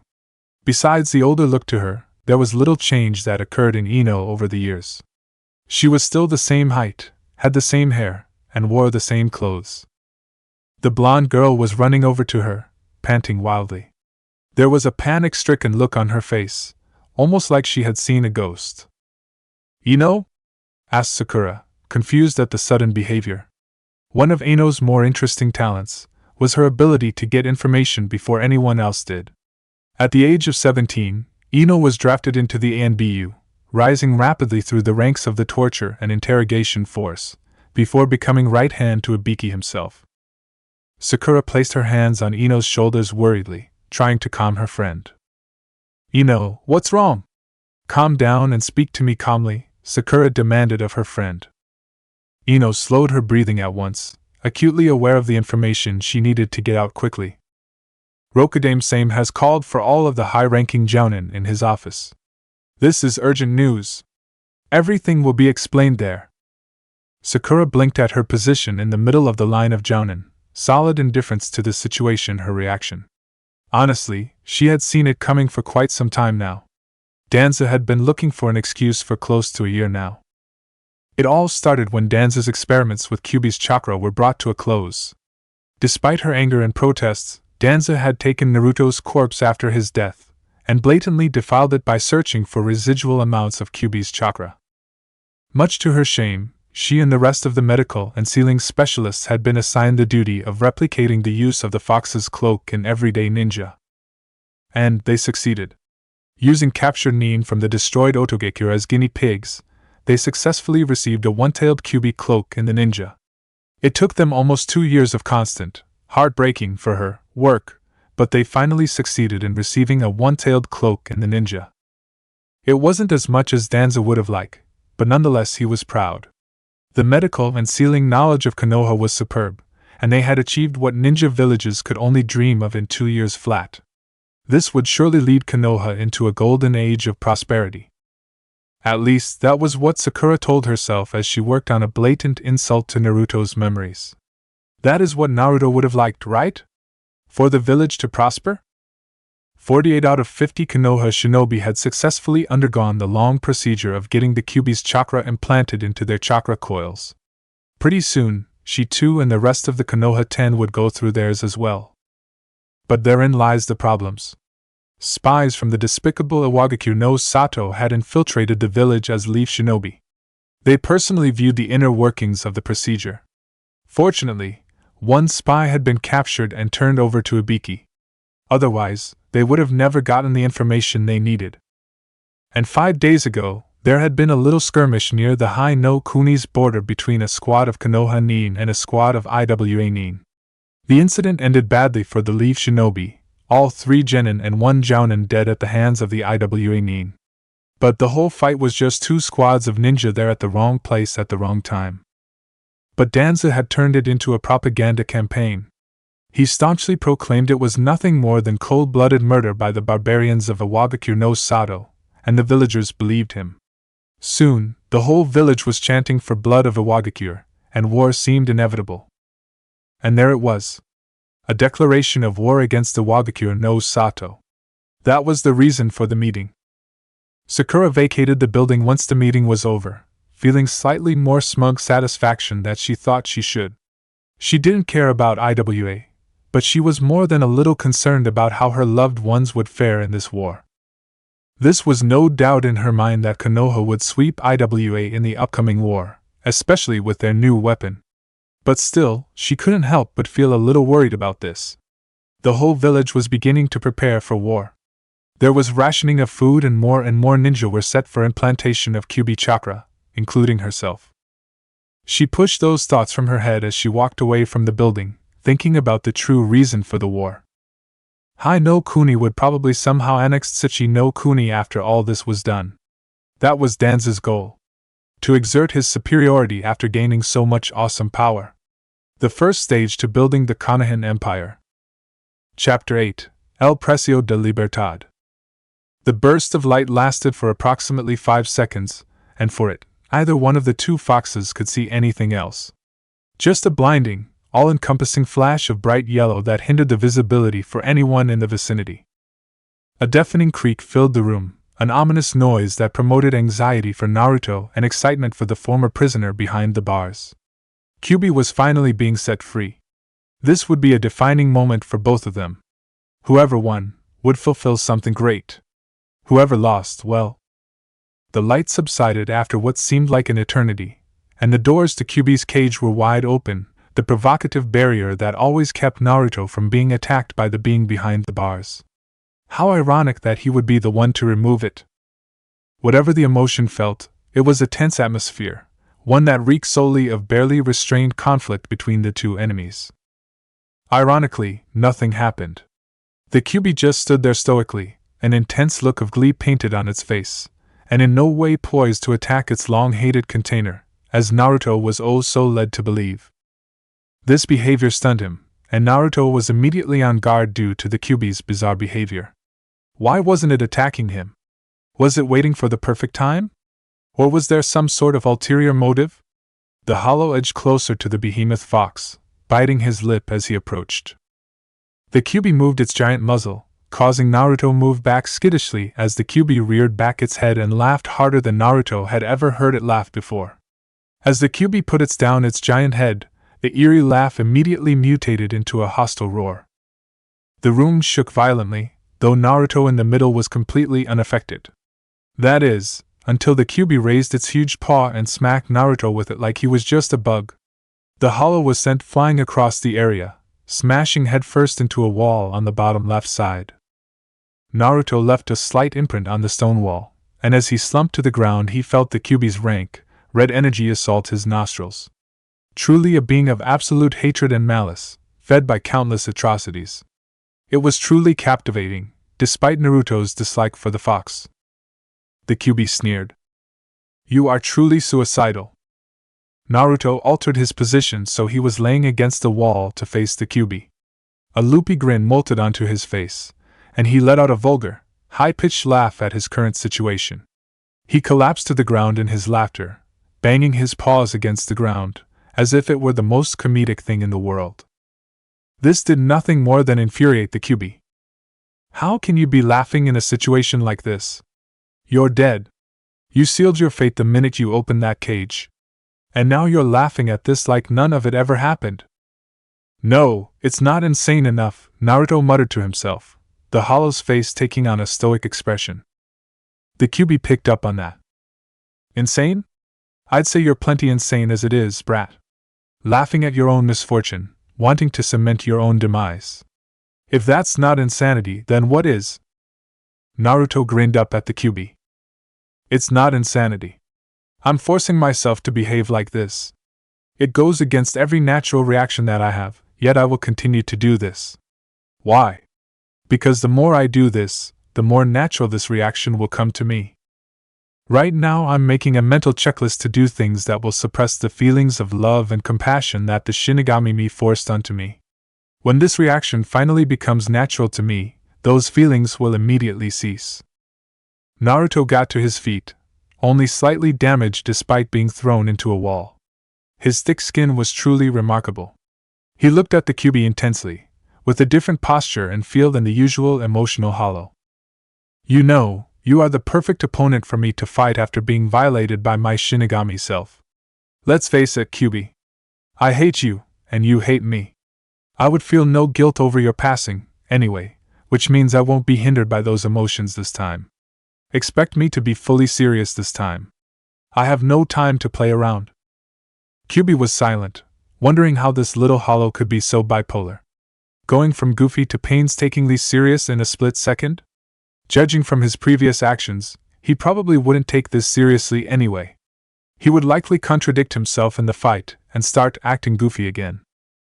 Probably just another defense mechanism against love and compassion. That's likely how he would do it. Another thing to add to his mental checklist to help him become insane. A large-scale rumbling cut off the thoughts of both Naruto and Kyuubi. It came from all directions, and it seriously bothered Naruto there for a minute. Little pieces of stone crumbled and fell off of the wall. A strange, red mist hovered in the air throughout the entire chamber. As it touched the walls, parts of it solidified to become a thick red ooze that ran down the walls at an impossible slowness. As the substance oozed down, it incinerated the wall, causing wisps of burnt stone to rise into the air and become one with the gaseous red substance. Naruto actually began to feel a little bit dizzy. "What's happening?" asked Naruto, swiveling his head back and forth much like a confused child. The Kyuubi laughed raucously out of nowhere, apparently even happier at this new revelation. Naruto noticed an extra kind of giddiness to the fox's laughter, and despite his better judgment, became curious to what the fox was so happy about. He opened his mouth to speak, before he turned away from the Kyuubi to face the degrading wall. "No! I don't want to know!" he said illogically, contradicting his previous statements. Kyuubi stopped laughing at that. Naruto was getting annoying. Oh, how his new behavior infuriated the Kyuubi. "You insignificant insect!" the Kyuubi roared, his haunches rising. "Your mind is deteriorating right before your very eyes. When you took off the seal, the support keeping me in your body mostly vanished. My power will literally eat your body away from the inside until your body, mind, and soul is completely absorbed. All within the next 10 minutes. Tell me that doesn't frighten you." The Kyuubi roared, hoping to get some kind of negative reaction from him. Naruto said nothing. "Don't you get it? You're doomed. You can't hope to beat me, let alone within the next 10 minutes. Your absolute disregard for your own demise disgusts me. Run around frantically. Scream in agony. Don't just sit there like a fool with your back turned on this situation." The Kyuubi ranted, as it charged up its giant chakra ball, though it was considerably weaker than its normal one. It released the ball, and a blinding flash erupted on the scene, as the giant ball of destruction rushed at high speeds directly towards where Naruto was sitting with his back turned. He didn't flinch when it came his way. The energy tore right through the wall like it was paper, presumably obliterating Naruto right along with it. The beam of energy held fast, before it dissipated after around 5 seconds, leaving a charred depression of wall where it had impacted. Kyuubi stared at the destroyed wall for a few seconds, before he heard an inane, high-pitched laughter come from inside the stone, just from behind where Naruto was sitting before. "It looks like I'm getting into some exceptionally good fights today. I'm getting all jittery just thinking about it. I'll have to tell Furmose about you once you're dead." A barely singed Naruto was crawling out of the wall, doing many flamboyant and unnecessary movements as he came out. From the way the top of his head was burned, it was apparent that he had avoided the blast by barely dodging beneath it and crouching against the wall. If it were any other opponent, the Kyuubi would have laughed sinisterly at his opponent's plight. But this brat This hollow's behavior was so infuriating to him that he only performed a menacing growl. He could sense the sane mind underneath all the perplexing mannerisms. This hollow fully had the capability to act sane, to act serious. And yet he wasn't. He was treating this whole fight as a joke. As if the fox wasn't worth his time. He was dead on in thinking that the hollow would contradict himself with what he said earlier. The hollow was running at him now, his movements loopy, yet at the same time, effective. The QB raised his claw high into the air, red energy wisping around the limb like a phantom arm. He locked on to the fox hollow, before slamming down the appendage on the smaller fox. The attack missed its target, but the destruction it caused in its wake more than made up for this. An absurdly powerful shockwave was unleashed from the point of impact. The walls and floors split into numerous pieces, and the disturbing paintings of Naruto fell off of the wall. Naruto laughed, using his superior agility to hop onto a piece of debris falling from the ceiling. He performed unorthodox flips to bound from one rock to the next. Using his current one as a platform, he sank his claws into the firm rock, before using it to propel himself the rest of the way, attempting to reach the top of QB's head. You began the QB as he readied his energy-laced claws once again, prepared to strike the airbound hollow. Damn you! He thrust his claws forward, but Naruto barely avoided the attack by contorting his body in midair. Yet the gust of wind and shockwave created from the attack was nearly enough to send Naruto flying. Naruto and QB traded blows in midair, Naruto's large tails being able to block one of QB's claws. As he fell slightly, the claws chased after him, nearly getting through his defenses. He used all of his strength to block all four claws with his own and his tail. He dodged to the side, breaking one of the QB's claws as they passed by his right hip. The nail of the claw were flying, and Naruto slashed the skin of the QB's paw with both of his claws. His deed done, Naruto shot out his tail and grappled it around the end of one of QB's claws. The fox hollow pushed himself onto the main part of QB's paw, just as the beast in question used his other paw to attack the hanging hollow. He lifted his head and neck to avoid a deadly strike that would have taken off his head, thick skin or no. QB, now annoyed by Naruto's speed and agility, raised his paw to his face, wanting to attack Naruto from that angle. Naruto, sensing the opportunity, leaped off of QB's paw. You left an opening! Naruto yelled, as he came down on the QB's face. He didn't hesitate. Absolutely no hesitation at all. In a fight with a great being like the QB, any waiting would invite instant death. The smaller fox timed his leap so he would land near QB's eyes, to which he then slashed out at the red iris with both claws. He felt his claws penetrate the soft substance, and the hollow dragged his natural weapons down, creating a worse and even more painful injury for the QB. The QB roared in pain, emitting his signature shockwave as he did. The Bija bucked Naruto off his head, sending Naruto flying about 50 feet in the air. The beast charged up his energy ball again, making it slightly bigger and more powerful. This one would surely destroy Naruto. But Naruto was angled to the right, and easily missed the fired beam of light, which QB fired too late. Not to mention, as his current rate, the hollow would land directly on the back of the QB. The QB watched as Naruto effortlessly fell onto his slanted down back, and hissed as Naruto sank his sharp claws into his backside. Without even giving the enormous fox time to respond, Naruto used both of his front paws to grasp a handful of the QB's fur.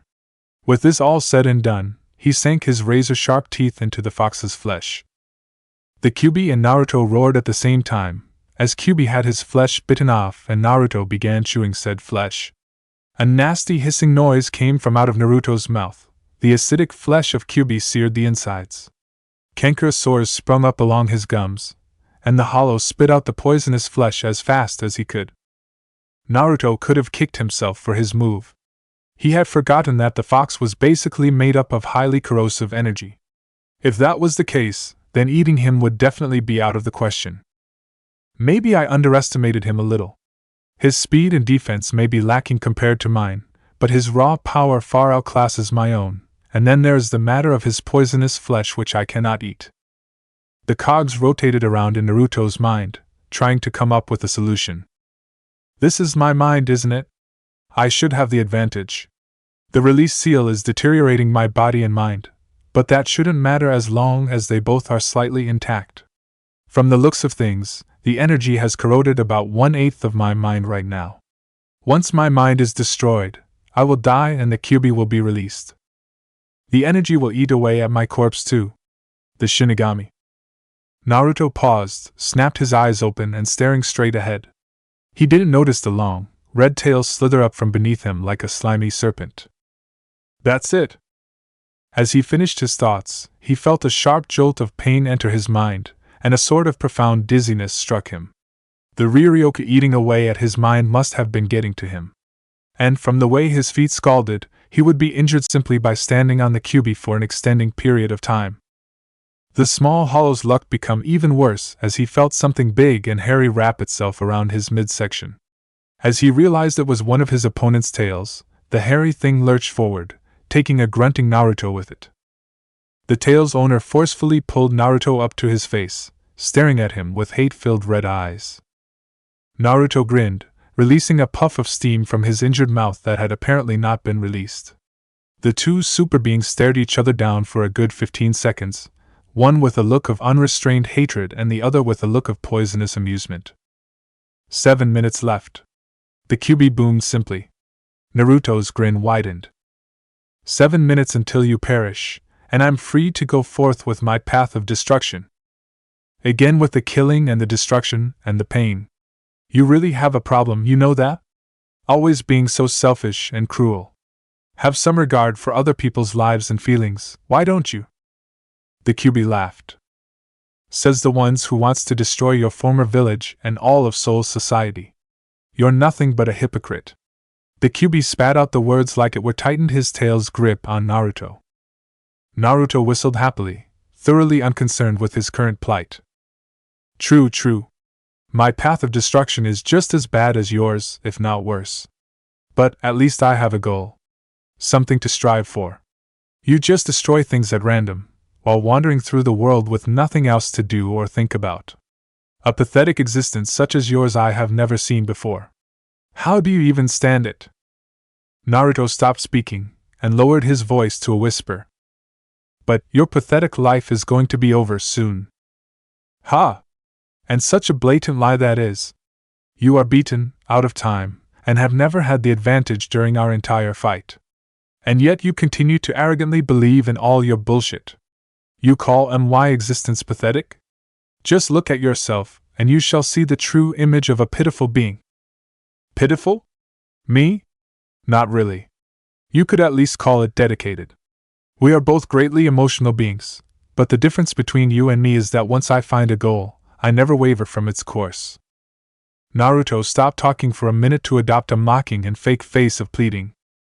Please Kyuubi, I don't want you to die. Just kidding, I do want you to die. Your existence is so pathetic that you must die.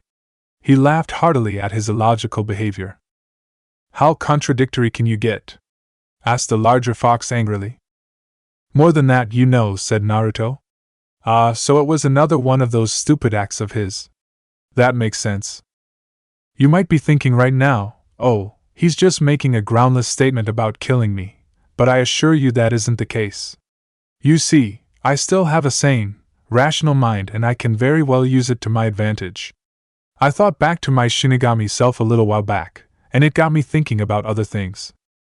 I was enlightened to the fact that an individual's mindscape can be warped to a certain extent. You wouldn't, the Kyuubi began. A depraved grin? I regained control over my mind as he was dying. That means, since the seal has been released, you are in my territory now. And since you are not a part of me, you can't take control like the other Naruto did. That's impossible. You can't will anything. That can't be done in a human's mind. Well, it's a good thing I'm not a human anymore then. Kyuubi's eyes widened. Naruto was a hollow, not a human. The same rules wouldn't apply to him. You were much safer in the seal, Kyuubi. Where I couldn't get to you, Naruto whispered as an afterthought. He focused his mind on a particular object, attempting to will it to do whatever he wanted it to. He grinned as a slight explosion appeared in the wall to the right of the open cage. It's a little difficult. Nothing what I wanted happened. Though I think I can make this work on my next try. Naruto mused. Not that I'll let you do that. I kill you in one strike before you ever master that technique, roared Kyuubi, opening his gaping maw in order to tear Naruto to shreds with his razor-sharp teeth. Naruto focused again before that could, and with a grunt pulled one of the cage's bars from its place. The bar hovered in the air for a second, before it was sharpened to a point. The Kyuubi's teeth were mere feet away from Naruto when the sharpened bar speared Kyuubi in one of the tails, before lodging into the adjacent wall. The Kyuubi roared as his head thrust to the side as a result of the knockback, and when his tail was impaled on the makeshift spear. Naruto was sent flying from the Kyuubi's grip, laughing raucously all the while. He grunted as he fell in the water a good distance away, before shakily getting to his feet to wipe some blood from the corner of his mouth. Heh, he panted. Looks like I can alter my mind in various ways. I wonder if I can alter the landscape? Before he followed through, though, Kyuubi had already painfully yanked out the altered bar, pinning him to the wall. The enraged fox halted, reared back, and sent it spiraling at Naruto with one of his other tails. Whoa! Careful now!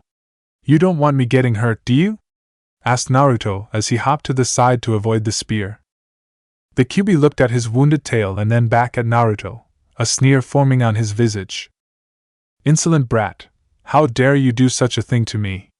Damn you and your mental powers. Oh, I'm hurt. I don't want to be damned. How could wish such a horrible thing on me? Asked Naruto emotionally. His shrill voice reverberated throughout the entire chamber, and it really got on his nerves. I've had enough of you and your bullshit. I'm going to end this now. He shot towards Naruto suddenly, his claw extending in a horizontal strike. On the end of each of the claws, a deep red orb of light formed and was quickly increasing in size. They were each thoroughly reminiscent of a weaker form of the fox's strong ball. This form of attack will easily render you dead. Say goodbye to your life, brat. Maybe I can increase the power of my attacks as well. The possibilities are endless. Too bad I'll only be able to use this in my mind. Naruto was thinking, unconcerned with the charging Kyuubi. Naruto met the fox halfway through his excursion, and used a powerful leap to push himself up to the center of the Kyuubi's paw. The orbs of energy were flanking him around all directions, but with their current course they would miss. Why did the Kyuubi started as the smaller fox approached the pad of his giant paw? He was cut off suddenly when Naruto let loose a violent kick from his back paw. It impacted with the Kyuubi's own paw, and with a little willing to make it stronger, Naruto timed it so it reflexed inwards towards the Kyuubi's head. Shit, he timed it so it would, the Kyuubi thought. The orbs on his claws were fully charged now, and he was just about to release when his paw turned unexpectedly towards his own body. The attack discharged, sending out 4 beams of searing light, each a little bit larger than a Sero. The 4 attacks merged to form one giant beam, which engulfed the Kyuubi's head in a vicious yet mesmerizing display of light. The Kyuubi screamed in pain, yet it came out as more of a roar. Kyuubi was thrown back by the mere force of the attack, and he found himself thrown against another one of the bars. The light dissipated, and Kyuubi's head and top part of his torso was heavily scorched black. It would seem like the fox's own power had an adverse effect on him. Naruto laughed at the fox's misfortune, his joy becoming insidious. And now to follow it up with some theatrics, announced Naruto madly, as he wrestled more bars from the cage to become sharp spears. While the Kyuubi was disoriented, the hollow sent out all 5 spears to pin the fox to the wall by his legs and one of his tails. The abused Kyuubi struggled to get free, but the bars of the cage were still slightly imbued with sealing energy, so the Kyuubi was unable to escape, at least until all the energy drained out of the bars. Kyuubi's ears pricked up as he heard rustling near his legs. There was Naruto, leaping his way up to the Kyuubi's face. A smug look of satisfaction was on his face, almost like he knew that he had won. I find this very fitting. It serves as the end of the 19-year-old conflict between you and me. I always felt like you were something to be feared, and for a while I genuinely did fear you. I used to think you were immortal. Invincible, if you will. But not anymore. I'm done with fear, and you are done in general. And now, you will die here. Killed by your own cage. Naruto gave his speech as he ascended onto the Kyuubi's snout. Goodbye. Kyubi. I won't be sad to see you go. Naruto choked out. The sad tone was there, but it sounded so acted and contrived it might as well have been fake. Wait. Don't you at least want to know the circumstances behind your death? The Kyubi said randomly, as Naruto halted, bringing out the last bar of the cage. He looked at the merciless fox suspiciously, seeming to want to know if this was a trick. What do you mean, the circumstances behind my death? I thought I simply died of chakra overuse? Asked Naruto against his better judgment. Kyubi emitted a low chuckle from his throat, a vile laughter that set Naruto on edge. Oh, please. Like you could ever die of that while I am sealed in you. Naruto stumbled over words trying to think of a response, but he couldn't make one. The fox could be lying, but why would he? And why would he die of chakra overuse, when he had a large supply of it thanks to the fox? Then dash? The Kyubi chuckled again. Oh, it's very simple. You didn't die of chakra overuse. At least on your own you didn't. Your body and myself would alert you to this if you actually were dying from chakra overuse. Think of it like pain. It's a signal that alerts your brain of something wrong. You see, your father had a very pivotal role in all this. My father? Naruto questioned, worried about where this would go. Kyubi's eyes squinted. Yes, your father, Kyubi hissed. That man's consciousness was set to appear in the seal should you activate 8 tails, which you in fact did. He then would restore both the seal and your chakra, the Kyubi said. But except he didn't restore your chakra. He only believed he was restoring your chakra. Artificially restoring chakra is impossible in itself. The only way to do it is to have it be restored naturally. The fool didn't know, and despite his petty beliefs, he attempted to restore your chakra. Yet, all he did was numb your ability to sense that your chakra was running out. Sort of like adding an adrenaline rush. You get it now? You went back into battle believing you had chakra, as you couldn't feel any chakra fatigue. You kept on exerting and forcing the chakra to come. And then finally it caught up with you. Your chakra coils were strained too much, and the worst case scenario happened. You died. A tense silence filled the room, as Kyubi let a smile come onto his face. Naruto was shaking in absolute rage. How dare his father do something like that to him? How many mistakes would the man make when it came to him? It seemed like all his father did was make things bad for him. First, he seals this asshole into him, with the mindset that he would use the power to protect a village that hated him. Not to mention shouldering him with the burden of defeating some creepy fucker in a mask that wanted to bring the corrupt ninja world to ruin. All the while dying and leaving him behind with nothing. No money, no house. No help. Nothing. And to top it all off, he does the ultimate mistake. Killing him. What an asshole. His hate for his father skyrocketed, easily going to the top of his list of things he hated. That man was now his number one enemy. Even more so than Konoha or Soul Society. Though, if he was right, Namake's Minato was probably happily going through his afterlife and Soul Society without any care in the world. If he were to destroy the Shinigami, and by extension, Soul Society, then there was a great chance that he would run into the man on his excursion. Kyubi grinned. He could now die happily, after causing yet another torment for Naruto to endure. And if he was lucky, then Namake's Minato would be destroyed by extension. If he wasn't going to destroy anything, then he was sure as hell going to pass on that task to someone else. A legacy, if you will. Kyubi laughed again, a wide grin on his face. Now you know he was cut off.